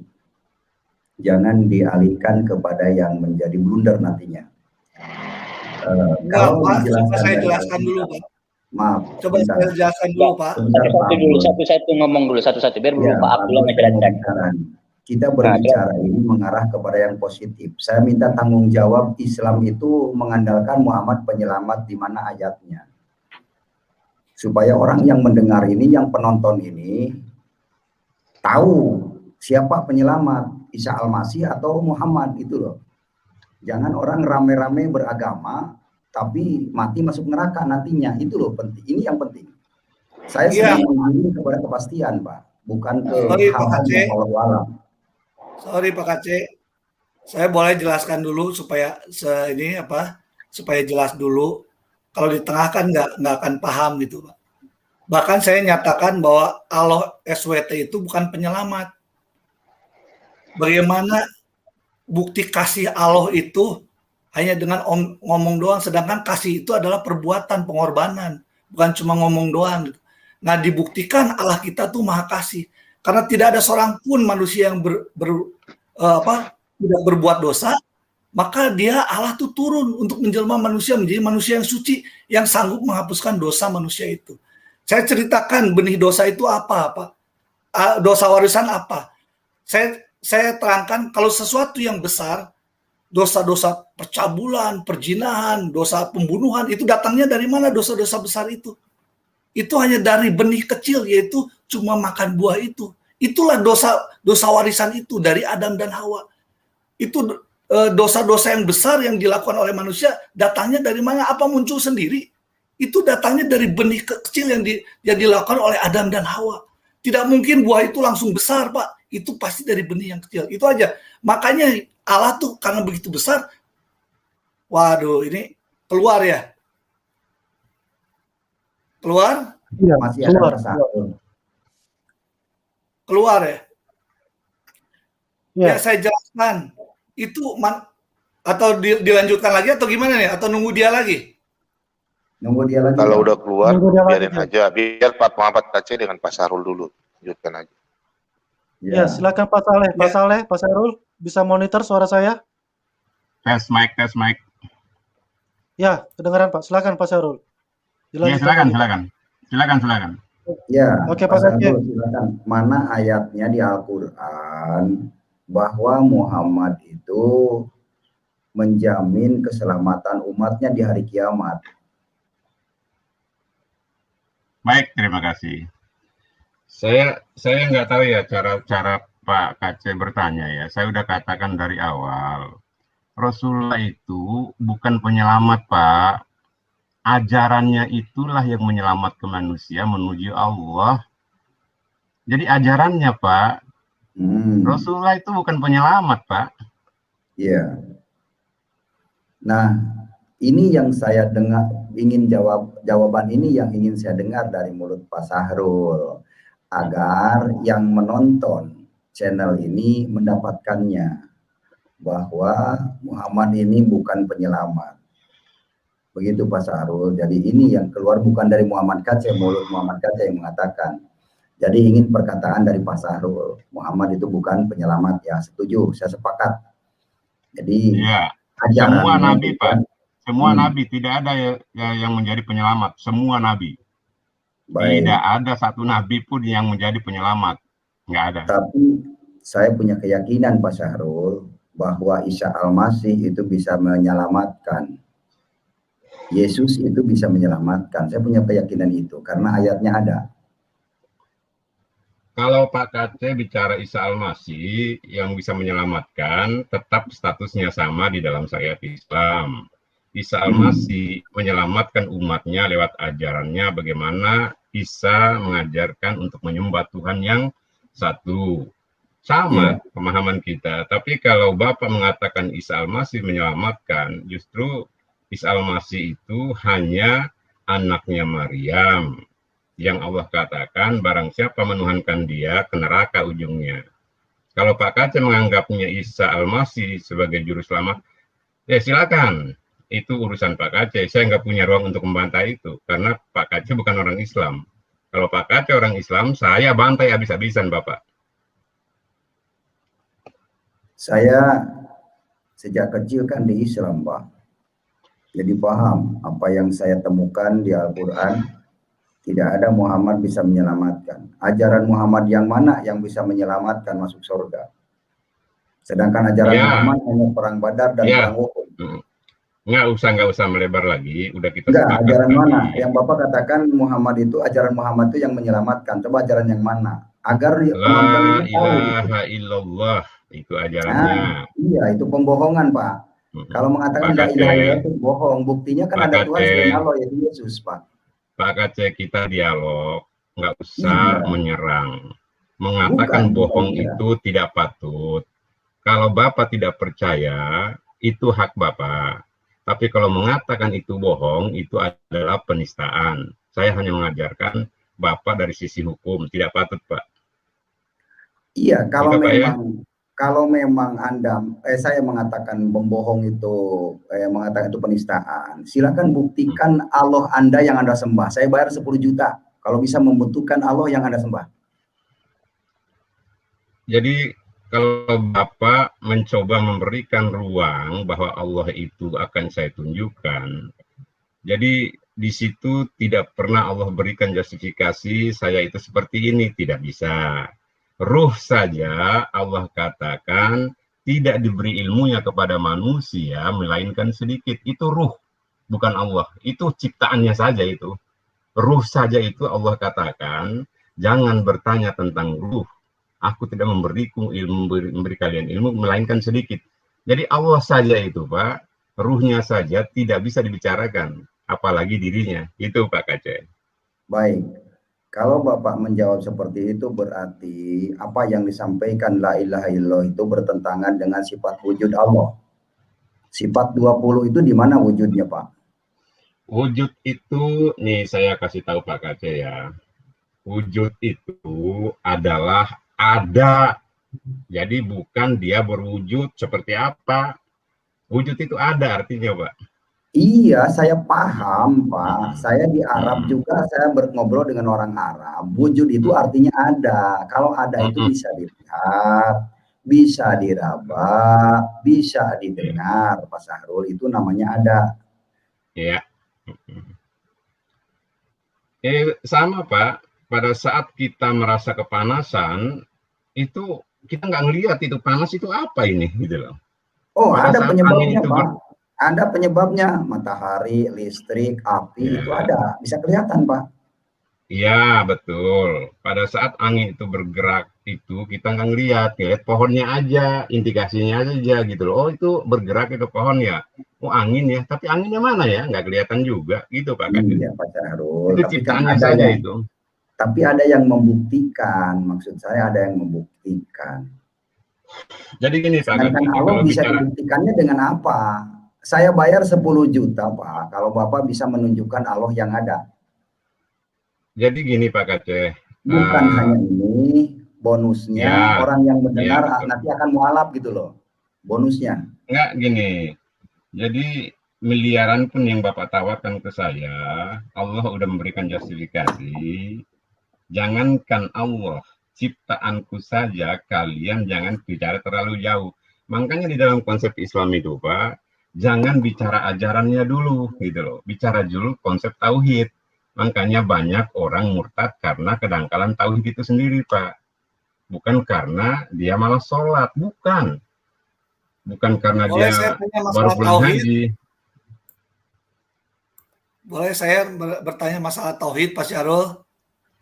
Nggak, biasakan begini, Mas. Biasakan begini. Kalau ada Pak Kace udah enggak, udah selesai, silakan yang lain. Biasakan begitu ya. Oke. Sok, silakan. Ya itu Pak Syahrul, karena sekarang agama Islam itu dijadikan alat sebagai penipuan. Contoh kampung Korma di Jonggol. Itu contoh. Terus contoh lagi Indomaret 121. Begitu. 212 itu juga dijadikan sarana penipuan, bodong, investasi bodong, Pak, atas nama Islam. Jadi ini mesti dijelaskan ke publik. Islam itu jangan sampai menipu lagi, mau mengajak ke surga ternyata ke neraka. Begitu Pak Sahrul. Ya, jadi dunia ini supaya mendengar gitu. Baik. Saya sepakat dengan Pak Kaceh ya. Saya sepakat ya.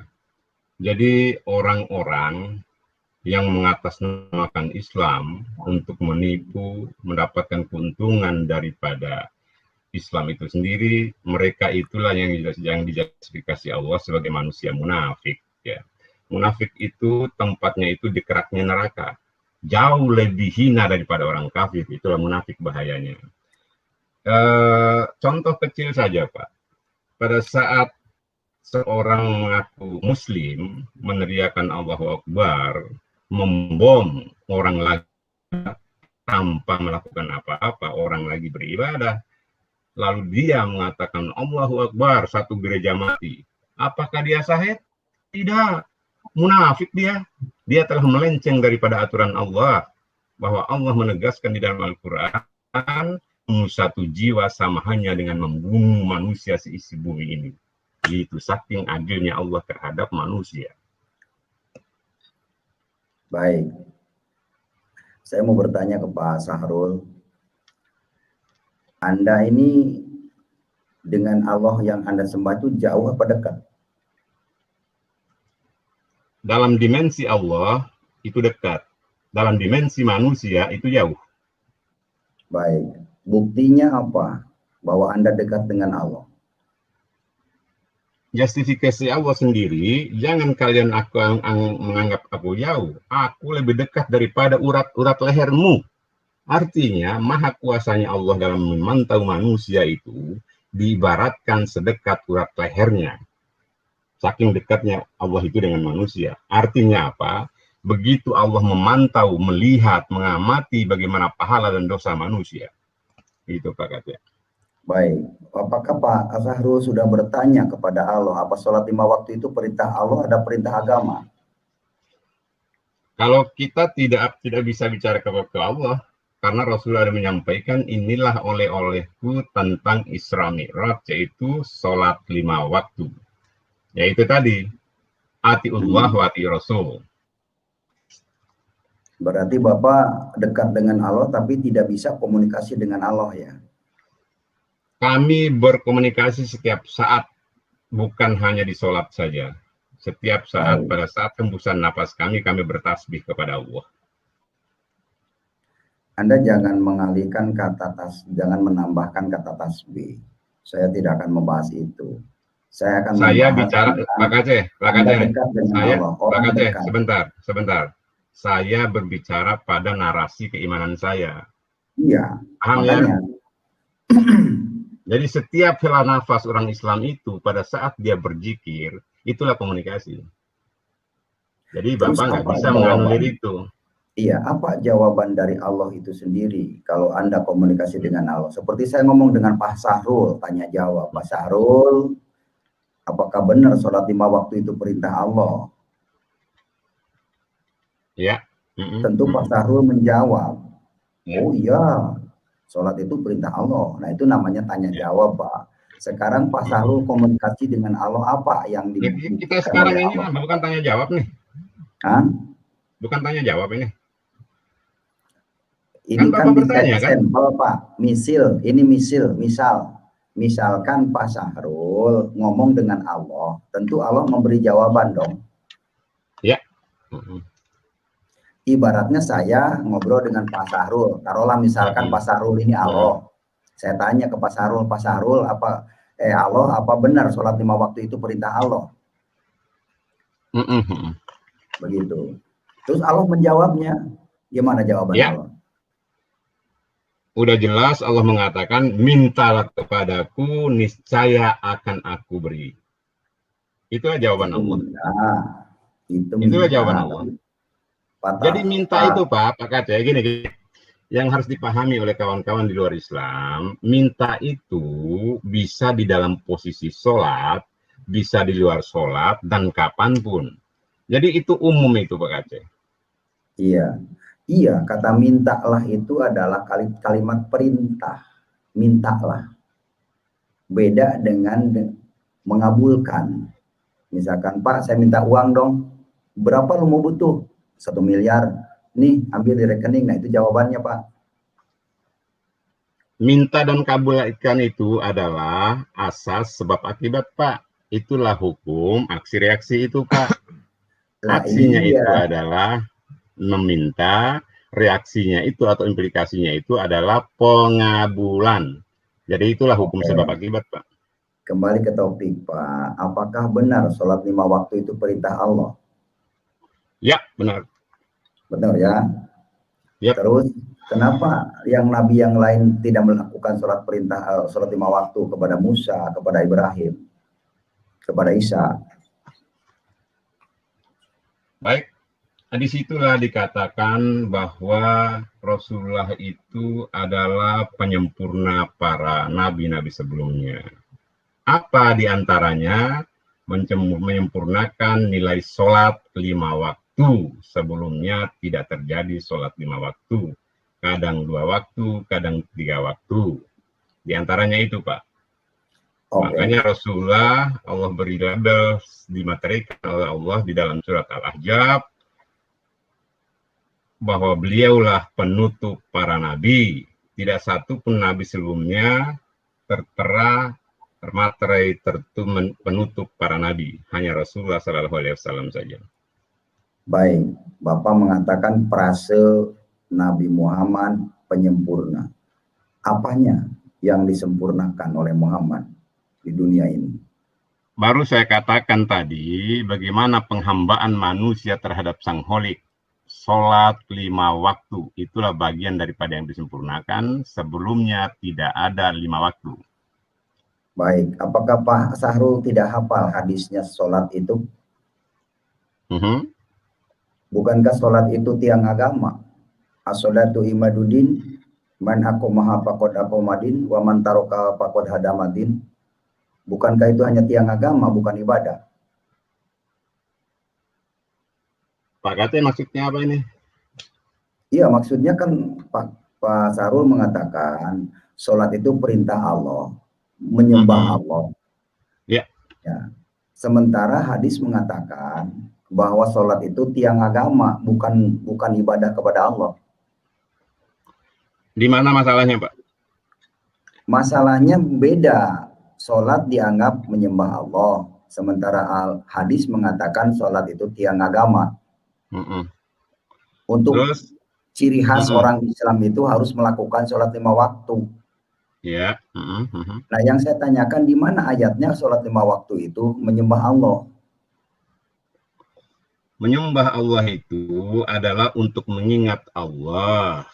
Ya, Pak Budeni, ya, aqimus sholat li dzikri gitu. Kan udah jelas, Pak. Jadi kalau kata Pak Kaceh hadis bahwa mendirikan sholat itu adalah mendirikan tiang agama, itu tidak salah. Sholat itu dari mana hadirnya? Dia hadir dari yang namanya inna dinna indallahil Islam. Jadi sholat itu adalah bagian terkecil daripada yang namanya Islam. Itu Pak Kaceh ya. Baik, sebenarnya saya tanya definisi sholat apa menurut Pak Sahrul? Berdoa menghibah kepada Sang Berdoa Holik. kan? Sholat itu berdoa kan? Ya. Arti doa itu kan meminta. Yep. Benar kan? Betul. Yang namanya meminta itu, yang namanya ibadah itu memberi, menolong. Itu ibadah, Pak. Kalau meminta itu mengemis. Jelas nggak, Pak? Apa bertanya atau mengasih tahu saya ini? Ntar dulu. Ngasih tahu. Bapak bertanya atau mengasih tahu saya? Ngasih tahu, karena Pak Sahrul belum tahu kelihatannya. Salah. Saya tidak butuh informasi dari Anda. Tolong jangan ketawa Pak Kaceh. Santai dan tolong ya. Jadi, jangan berbicara di luar apa yang menjadi domain kita ya. Iya. Sepanjang saya tidak minta pendapat Anda, tolong Anda jangan memberikan ruang yang tidak patut. Bukan, doa itu kan meminta. Meminta ya, silakan. Itu kan mengemis. Itu doa. Siapa bilang meminta mengemis? Siapa yang bilang? Kata saya barusan. Doa itu Kalau Anda harus sebentar dulu. Kalau Anda bicara syariat Islam, jangan berkiblat pada otak Anda. Paham ya? Saya tidak bicara syariat, Pak. Saya berbicara. Anda lagi bicara sholat. Itu syariat. Paham ya? Baik. Bentar, Paham ya? Oke, sampai situ dulu. Mikrofonnya suaranya soundnya seperti ini, Pak. Kresek-kresek. Baik, silakan dilanjutkan yang lainnya. Pak Amin Wijaya mungkin, Pak, silakan ingin bertanya, Pak. Saya boleh. Kita belajar ke Mas Harun ya. Silakan. Pak Amin dulu boleh. Ya, silakan Pak Adul silakan. Saya dulu ya. Suara apa ya itu? Itu Pak KC suaranya kurang bagus. Oh, suara saya yang kurang bagus? Iya, Pak. Itu kerotak-kerotak, Pak. Oke. Ya. Sekarang bagus. Ya, Pak. Masih jelek, Pak. Pak KC itu alat soundnya tuh baterainya lowbat itu. Live Soundcraft-nya tuh baterainya lowbat, Pak KC. Sambil cas kok. Bagus. Masih jelek, Pak. Hancur. Kayaknya ada terganggu dengan aliran listrik, Pak. Nggak bisa kalau sampai cas. Kalau gitu boleh saya dulu? Ya. Ya, makasih ya. Makasih Pak Yusuf, Pak Bu Ade memberikan kesempatan saya bertanya untuk Pak Syahrul. Masih dengar ya? Siap, silakan. Pak Syahrul? Ya, saya mau bertanya tadi. Insya Allah. Ya, oke. Saya mau tanya dulu Pak sebelum masuk pertanyaan. Kalau Bapak itu percaya sama agama Islam berdasarkan iman doang atau berdasarkan iman dengan dasar logika, Pak? Itu dulu sebelum kita masuk ke pertanyaan, Pak. Fitrah saya sebagai orang yang diberi akal. Ya, bersyukur ya. Jadi logika juga atau pemikiran Bapak itu jalan, apalagi Bapak kan katanya S2 ya, Pak ya. Pasti ada menjawab tuh pasti ada referensi, ada data-data yang Bapak akan berikan gitu ya. Betul, Pak? Referensi orang Islam tidak keluar daripada Quran dan hadis. Sip. Oke, kalau begitu. Ya, boleh saya masuk pertanyaan pertama, Pak. Bapak sangat mengenal Allah SWT, sangat Bapak kenal ya, Pak? Dalam konteks apa, Pak? Yang Bapak maksud? Ya, Bapak mengenal Allah yang Bapak sembah itu mengenal nggak? Putus. Bapak mengenal Allah. Putus. Enggak bagus kok suaranya. Tidak putus. Bagus. Bagus, Pak. Iya. Di saya enggak. Gimana? Tes. Bagus, Pak. Bagus. Iya. Pak, Bapak pasti mengenal Allahnya Bapak dong. Makanya Bapak menyembah Allah SWT itu gitu. Nggak menyembah Allah yang lain. Berarti Bapak lebih mengenal Allah SWT itu. Betul nggak, Pak? Iya, bisa, silakan. Ya, kalau gitu saya bertanya satu ini. Pak, saya mau tanya kan tadi Bapak katanya Allah itu tauhid ya, Pak ya? Apa maksudnya? Anda paham tauhid itu apa? Ya, Bapak kan berkata bahwa Allah Bapak itu punya pemahaman tauhid gitu ya. Dia Bentar dulu, biar Bapak jelas apa yang pahami tauhid itu. Ya, katanya Allah itu esa atau satu gitu, betul Pak? Iya, betul. Iya. Ya. Nah, saya mau bertanya dulu Pak, kalau satunya Allah itu seperti apa Pak?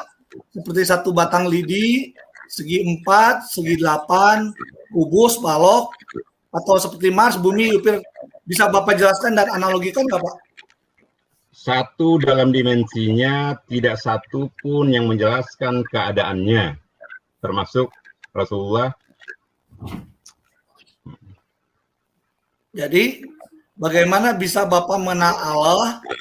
Bapak yakin yang Bapak sembah itu bukan Allah gadungan atau dedemit yang ngaku-ngaku sebagai Allah, kalau Bapak cuma tahu petunjuk seperti itu, Pak.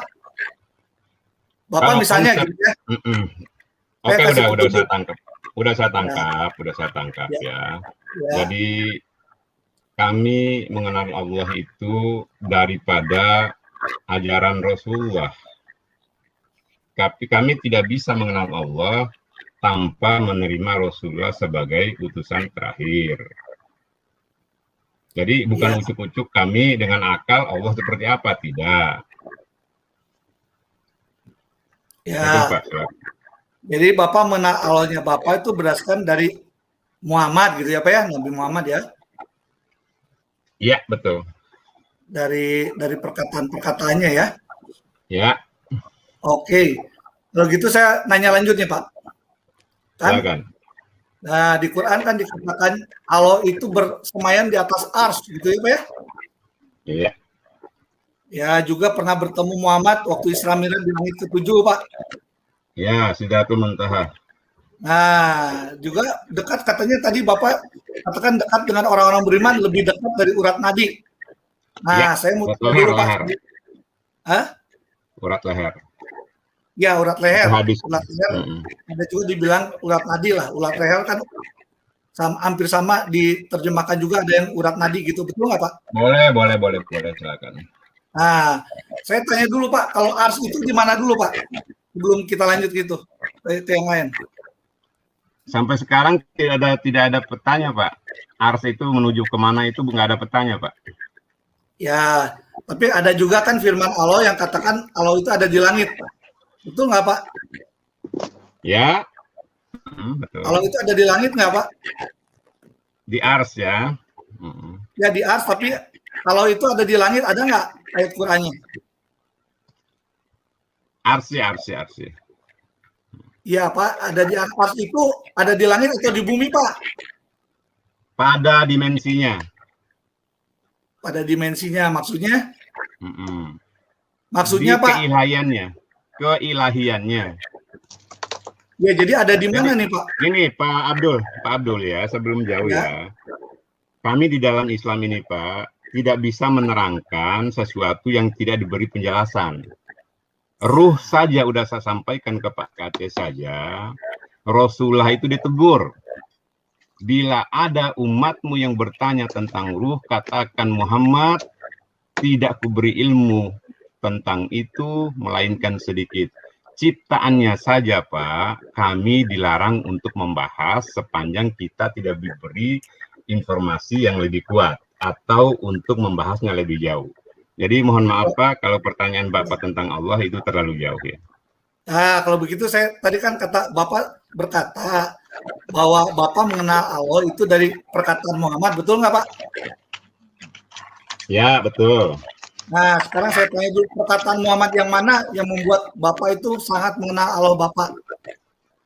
Allah menuntun Rasulullah selama pengutusan 13 tahun sebelum ada perintah-perintah yang lainnya. Sholat belum ada perintah. 13 tahun Allah memberikan garansi kepada Rasulullah untuk menyampaikan kalimat tauhid kepada seluruh manusia pada saat itu. La ilaha illallah. Itulah 13 tahun Rasulullah mendakwakan ketauhidan. Jadi perintah sholat itu nanti Pak. Makanya, mohon maaf dulu.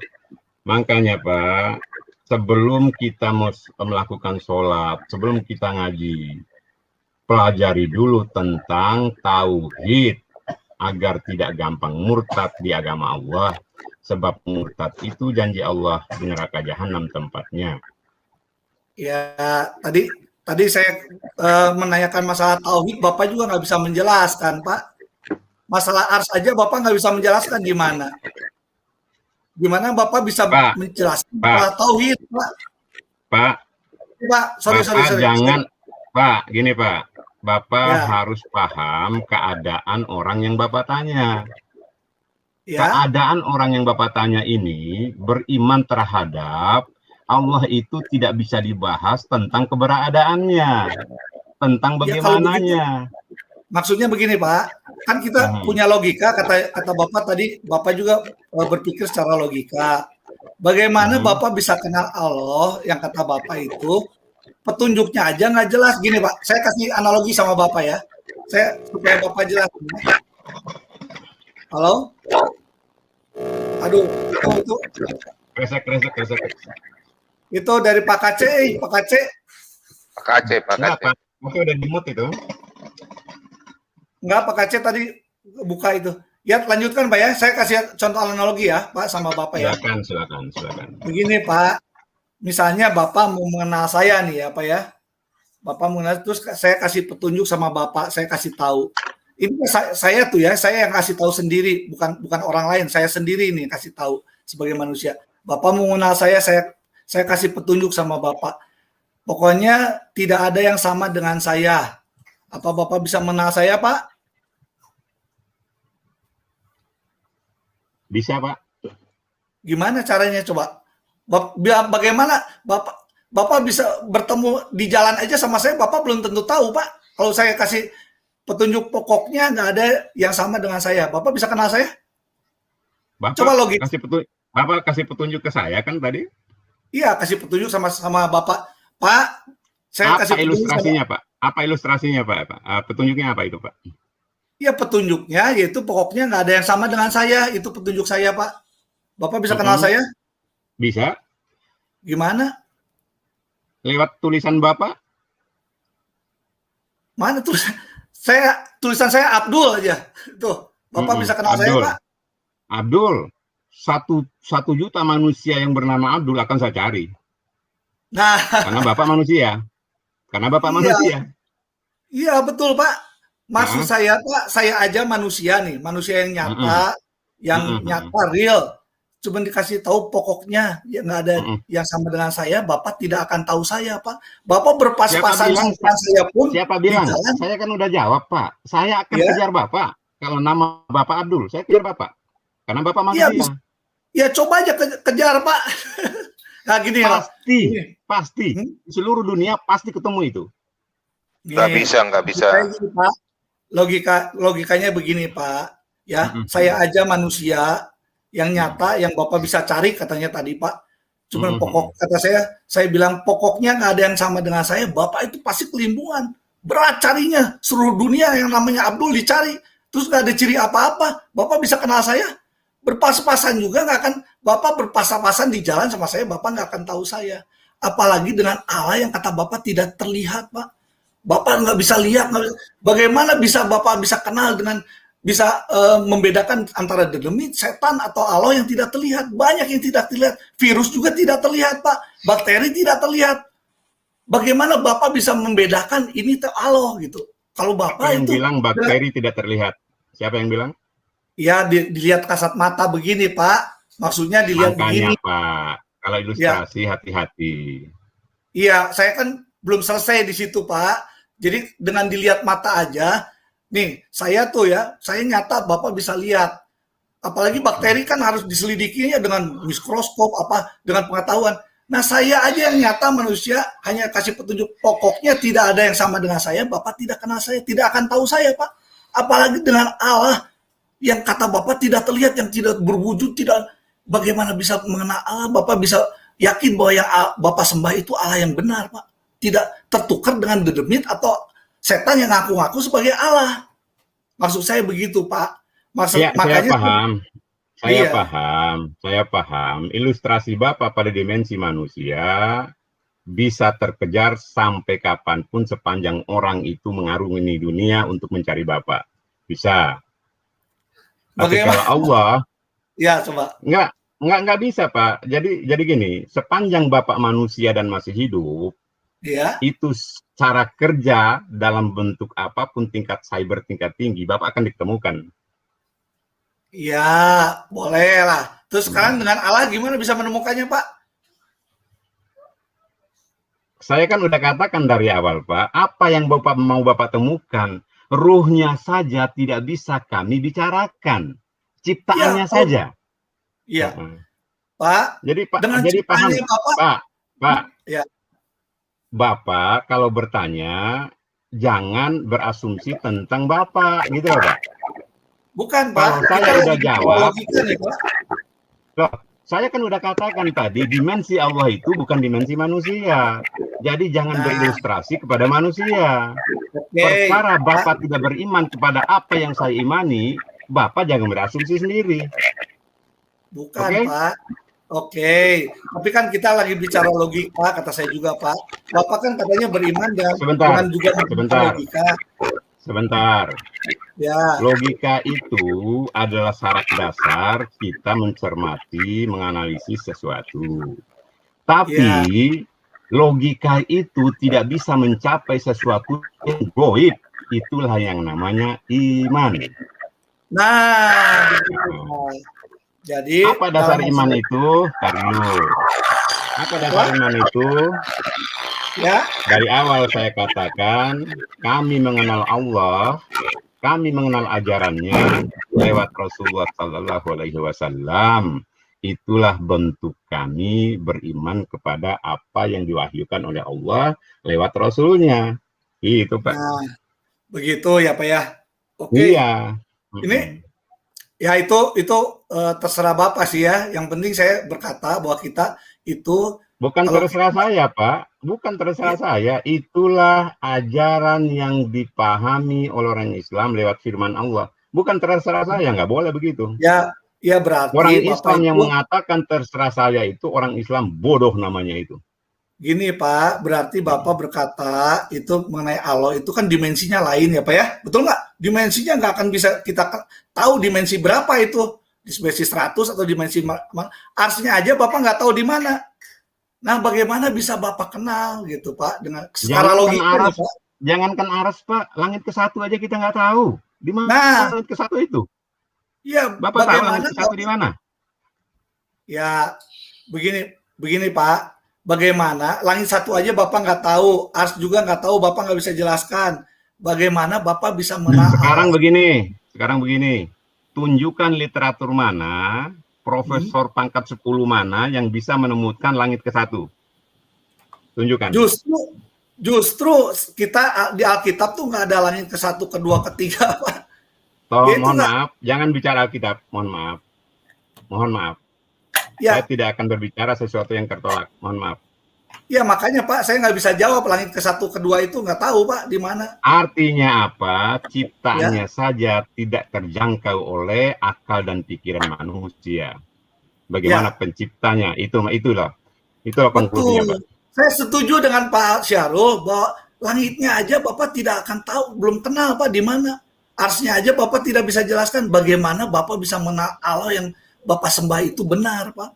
Bapak itu nggak mengenal Allah menurut logika seperti itu. Pak, tolong Pak, kalau saya menjelaskan iman saya, Bapak jangan memberikan framing bahwa ketidakjelasan iman. Bukan, Pak. Saya lagi bicara logika nih, Pak. Bapak katanya S2, Pak. Ya. Pak, paham nggak? Saya udah bilang tadi. Paham nggak?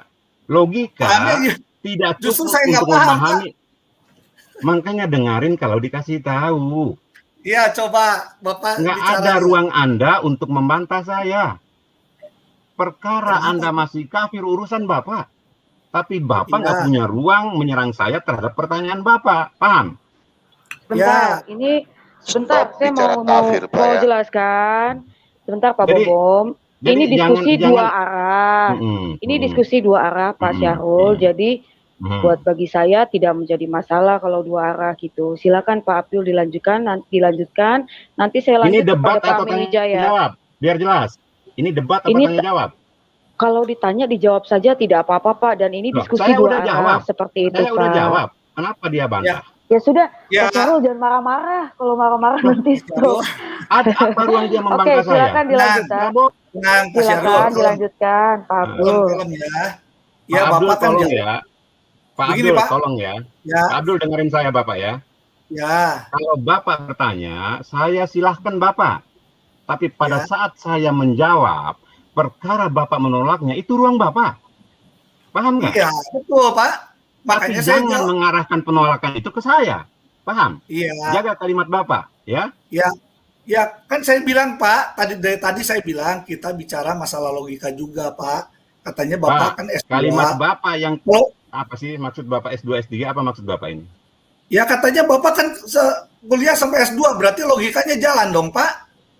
Kalau logika saya nggak jalan, tidak mungkin saya beriman. Dengerin saya dulu. Begini Pak, saya dulu nih Pak. Ini Pak, biar Bapak Abdul jelas ya. Teknik komunikasi ya. Ya, biar Bapak jelas ya. pada saat Bapak bertanya saya menjawab, Bapak jangan menganulir jawaban saya lalu menjorokin saya, gitu loh. Bapak telan tolak silakan, gitu loh. Menurut saya tertolak apa yang Bapak sampaikan. Silahkan Bapak bicara. Tapi kalau Bapak memberikan justifikasi ke saya, buat apa Pak Sahrul beriman kepada sesuatu yang palsu? Itu keliru. Itu bukan teori komunikasi yang baik. Paham ya? Begini Pak, boleh saya sekarang yang jawab Pak? Paham nggak? Maksud saya ini paham nggak? Biar bisa lanjut gitu loh.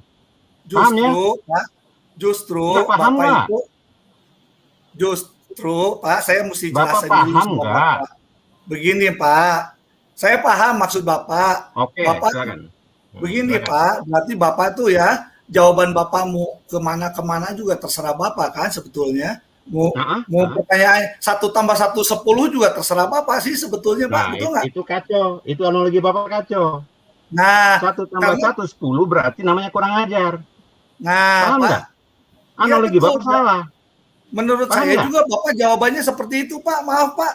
Karena Bapak bilang Bapak merasa jawaban saya seperti ini karena Bapak tidak beriman terhadap pertanyaan Bapak sendiri. Paham? Baik. Kita bisa, Pak Abdul, saya mohon maaf saya potong ya, daripada nanti terjadi keributan. Saya lanjut ke Pak Amin, lalu ke Pak Bom Bom. Silakan Pak. Benar-benar Bu, bentar saya ke Pak. Saya nyatain dulu. Ya itu memang masing-masing punya pendapat kan. Tapi yang tadi saya tanya. Tidak ada pendapat di dalam Islam. Tidak ada pendapat, salah. Ini saya minta ke yang lain bahwa saya tadi bertanya. Jelas nggak Bu? Bu Abdul, jelas nggak kalau saya bertanya tadi? Jelas, sangat jelas. Tidak ada yang nggak jelas pertanyaan Bapak. Salahnya Bapak. Baik, saya stop. Salahnya Bapak. Baik Pak. Baik Pak. Saya stop. Sama yang lain dulu Pak. Terhadap yang. Baik. Ya silakan. Oke, saya stop. Saya lanjutkan kepada Pak Amin Wijaya, nanti ke Pak Bom Bom, lalu ke Pak Muhammad KC. Silakan Pak Amin Wijaya. Ya oke, Pak Sahrul. Tadi Pak Sahrul bilang bahwa tidak ada satupun yang dapat memahami tentang ruh, betul? Karena diberi pengetahuan sedikit. Salah lagi kan? Ya, jelaskan ke saya. Allah itu telah menggarisbawahi kepada Rasulnya, wahai Muhammad, jika ada yang bertanya tentang ruh, sampaikan kepada mereka, tidak kuberi ilmu melainkan sedikit. Gitu Pak, jadi jangan salah. Tidak diberi ilmu melainkan sedikit ini baru saya kasih tahu. Iya, tidak kuberikan kan? Iya. Tidak ku itu artinya apa? Tidak kuberikan kan? Melainkan sedikit. Iya, saya ngomong kan juga begitu. Saya belum ngomong habis, Bapak udah main potong. Tunggu selesai Pak. Gitu. Jadi hanya sedikit. Menurut Bapak, bagaimana bukan dengan topik hanya, judul? Melainkan sedikit. Melainkan sedikit. Jangan dirubah. Iya, melainkan sedikit, oke. Bagaimana menurut Anda tentang topik hari ini, tentang seorang ustadz yang tentang nubuatan ruh. Di situ adalah ruh kebenaran. Dia dengan ininya PD-nya mengatakan itu adalah Muhammad, Pak. Bagaimana pendapat Bapak? Kalau saya menyikapi Islam itu tentu dengan syariat. Allah itu mengatakan mengutus para rasul itu dengan konsep menikah bapak dan ibunya sehingga tertiuplah ruh kepada perut ibu yang hamil dengan kalimat alastu birabbikum, kata Allah. Siapakah aku ini? Apa jawaban kita pada saat di rahim ibu kita? Qalu bala sahidna. Ya, engkaulah Tuhan kami. Itulah konsep awal kita. Tapi pada saat kita hadir ke bumi ini, Rasulullah bersabda, sesungguhnya manusia yang lahir ke muka bumi ini dalam keadaan fitrah, hanya kedua orang tuanya lah yang membawakan mereka kepada Nasrani, Majusi, dan Yahudi. Udah jelas konsep Islam itu, Pak. Semua kita fitrah. Mungkin Bapak kurang jeli untuk mendengar pertanyaan saya. Bagaimana pendapat Bapak tentang judul topik ini dari seorang ustadz yang berbicara ruh, yang berbicara ruh. yang tadi Bapak bilang hanya memberikan pengetahuan sedikit, memberikan pengetahuan sedikit yang tadi Bapak ngomong tadi, ruh kebenaran diartikan sebagai Muhammad.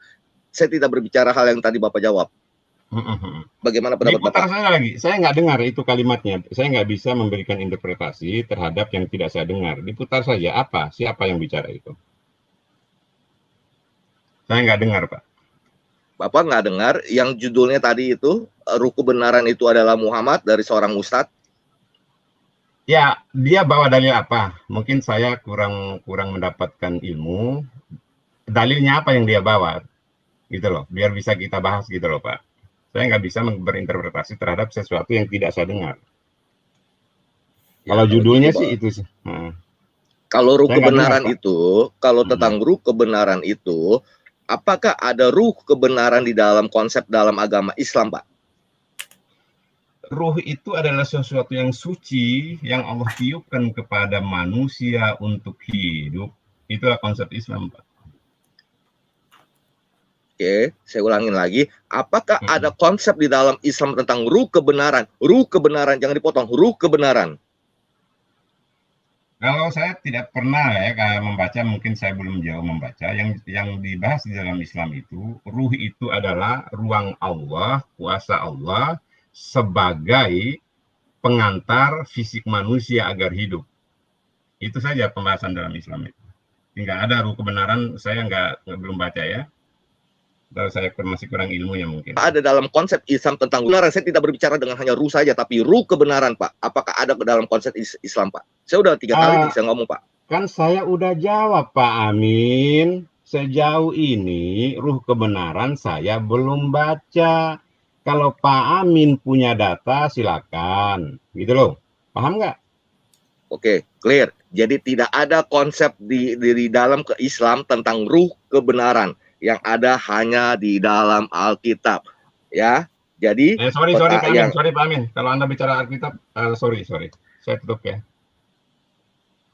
Loh, kan saya tanya membahas sesuatu yang tertolak ya. Saya tidak membahas tentang Alkitab, Pak, tapi saya membahas tentang topik pada hari ini, yaitu roh kebenaran, Pak, yang dibawakan oleh Pak Ustadz, yang tadi disinggung, Pak, di ayat Yohanes, Pak. Gitu. Ya, sedangkan saya rasa kurang kerjaan. Ngapa membahas sesuatu yang tertolak? Nggak ada kerjaan lah. Oke. Kedua, oke. Tadi ditanyain mengenai Sang Pencipta gitu. Takut saya salah lagi. Bagaimana Bapak tentang Sang Pencipta, Pak? Allah Subhanahu wa Ta'ala, Pak.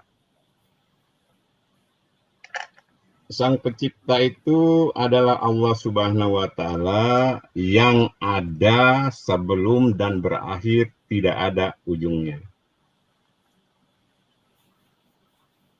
Wujud dan keberadaannya Bapak tidak tahu? Wujudnya itu adalah ada, keberadaannya seperti Allah, itu pada dimensinya. Ya, jadi cuman hanya pada dimensinya, tapi Bapak tidak bisa menerangkan seperti apa dan seperti apa. Iya, betul. Jadi manusia juga tidak ada yang tahu ya, Pak ya? Ya, disitulah perbedaan makhluk dengan Sang Pencipta. Jadi kalau manusia kita tahu berarti dia bukan Tuhan itu. Kalau kita tahu seperti apa dia Allah itu, dia bukan Tuhan itu. Jadi manusia tidak ada seorang pun yang tahu tentang Allah itu ya, Pak ya? Betul. Oke. Jadi, mohon maaf, siapakah yang ditemuin oleh Nabi Anda ketika menerima 10 perintah Allah, Pak? 10 perintah Allah maksudnya apa nih? Lima perintah dalam sholat, Pak. Siapa yang ditemuin, Pak? Di dalam keterangannya, Rasulullah bertemu dengan Allah secara langsung menerima perintah sholat.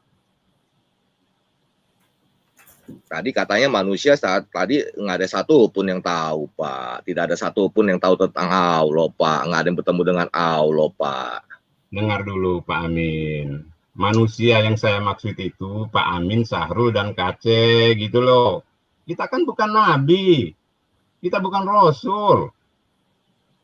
Jadi kita ini manusia murni, Pak. Rasul dan Nabi itu adalah sesuatu yang Allah lebihkan dari manusia-manusia non pilihannya. Makanya Rasul itu dikatakan manusia pilihan. Kita kan manusia, Pak, polos. Tapi kalau Rasul itu adalah manusia pilihan Allah. Gitu, Pak.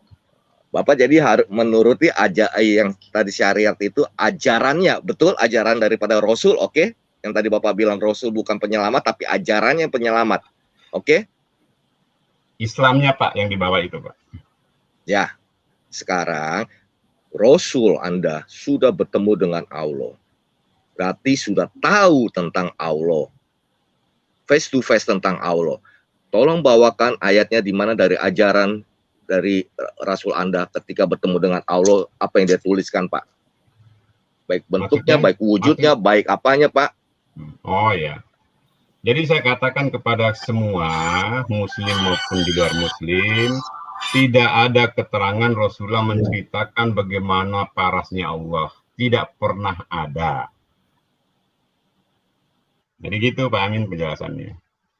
Nah, kalaupun ada, justru itulah menunjukkan bahwa dia bukan Allah.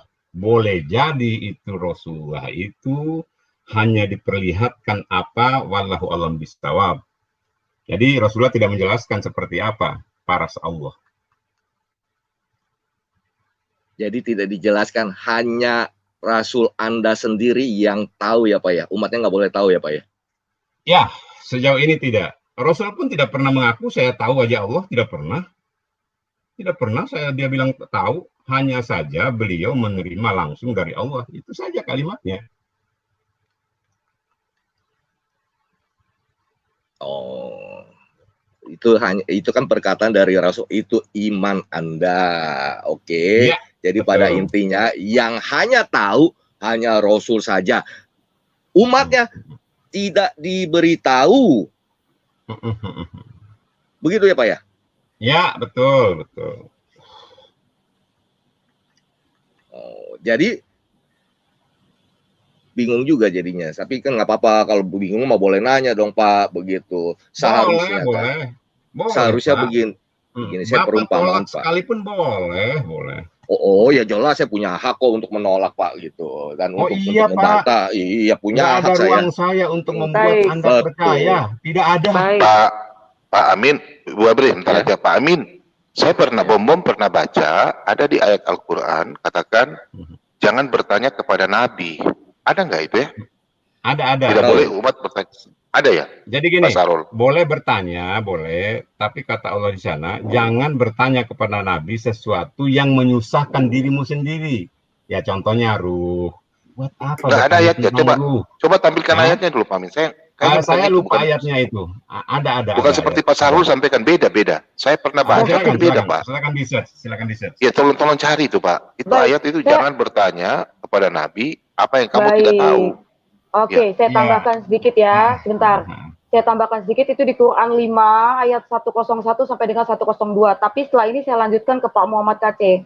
Silakan Pak Muhammad KC. Dibaca aja. Ya, begini, kalau kita bacakan itu kepanjangan waktu.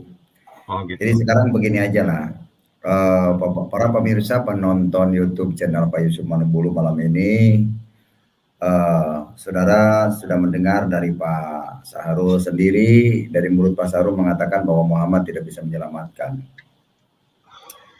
Karena dia seorang manusia biasa. Jangan dipotong Pak, jangan dipotong. Tapi ajarannya di bawah itulah yang menyelamatkan manusia menuju Allah. Jangan dipotong, Pak. Baik. Ajaran Muhammad juga tidak bisa menyelamatkan karena ajaran Muhammad adalah perang Uhud dan perang Badar.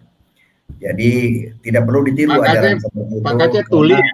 Karena Muhammad itu dekatnya dengan jin, bukan dekat dengan Allah. Muhammad itu tolong ini orang biar tidak debat dengan saya punya bukti Pak, kurang ajar seperti ini.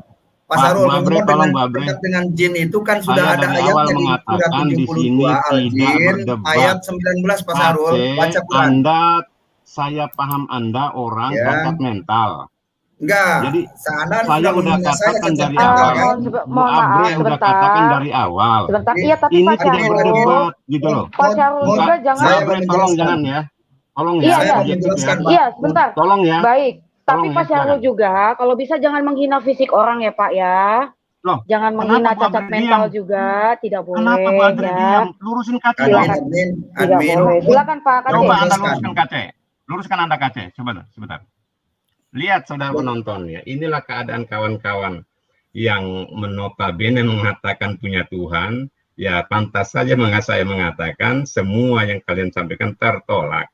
Bu Abre sendiri sudah mengatakan jangan saling mencaci. Kaca bicara yang tidak pada ranahnya. Makanya saya pantas mengatakan Anda cacat mental, gitu loh. Bukan saya cacat iman Anda ini, gitu loh. Ada yang lain nggak? Silakan. Udah. Silakan, saya ada yang lain nggak? Cacat mental. Oke, Bu Abri, saya keluar ya, karena ini orang sudah nggak bisa diajak bicara. Saya belum beres nih, Mas Syarul. Luruskan dulu dong saudara Anda ini. Luruskan dulu dong saudara Anda ini. Nih, dengerin Bu Brik. Malam ini enggak, ini yang lain aja Pak Syahrul. Ada nggak yang masih mau bicara dengan saya? Enggak, jujur Pak. Ini ya, orang telah berbicara, Pak. Jangan bilang santai, ini orang udah bicara lain. Bukan, kalian saya berbicara fakta Pak Syahrul. Pak Syahrul, saya tidak butuh 72 Al-Jin ayat 19, tolong dibaca itu. Tidak butuh Anda menjelaskan iman Al-Jin ayat 19 menyatakan bahwa Muhammad dikerumuni jin. Admin, ini channel apa ini? Admin, tolong teh celup. Saya mau menjelaskan tentang Muhammad. Ya. Silakan Pak Aceh. Muhammad jelas menurut Al-Quran surat 72 Al-Jin ayat 19 dikerumuni jin, artinya nabi yang dekat dengan jin adalah Muhammad. Saya bukan menghina, tapi ini fakta. Ya, karena kalau terus dibiarkan Pak Syahrul ngeyel nggak jelas, dia sudah tidak jelas tidak bisa menjelaskan Allah yang dia sembah. Allahnya di mana, wujudnya seperti apa, nggak tahu. Makanya teman-teman yang mendengarkan malam ini, tolong kita yang cerdas, pilih yang benar-benar jelas adalah Yesus Kristus, bukan Muhammad.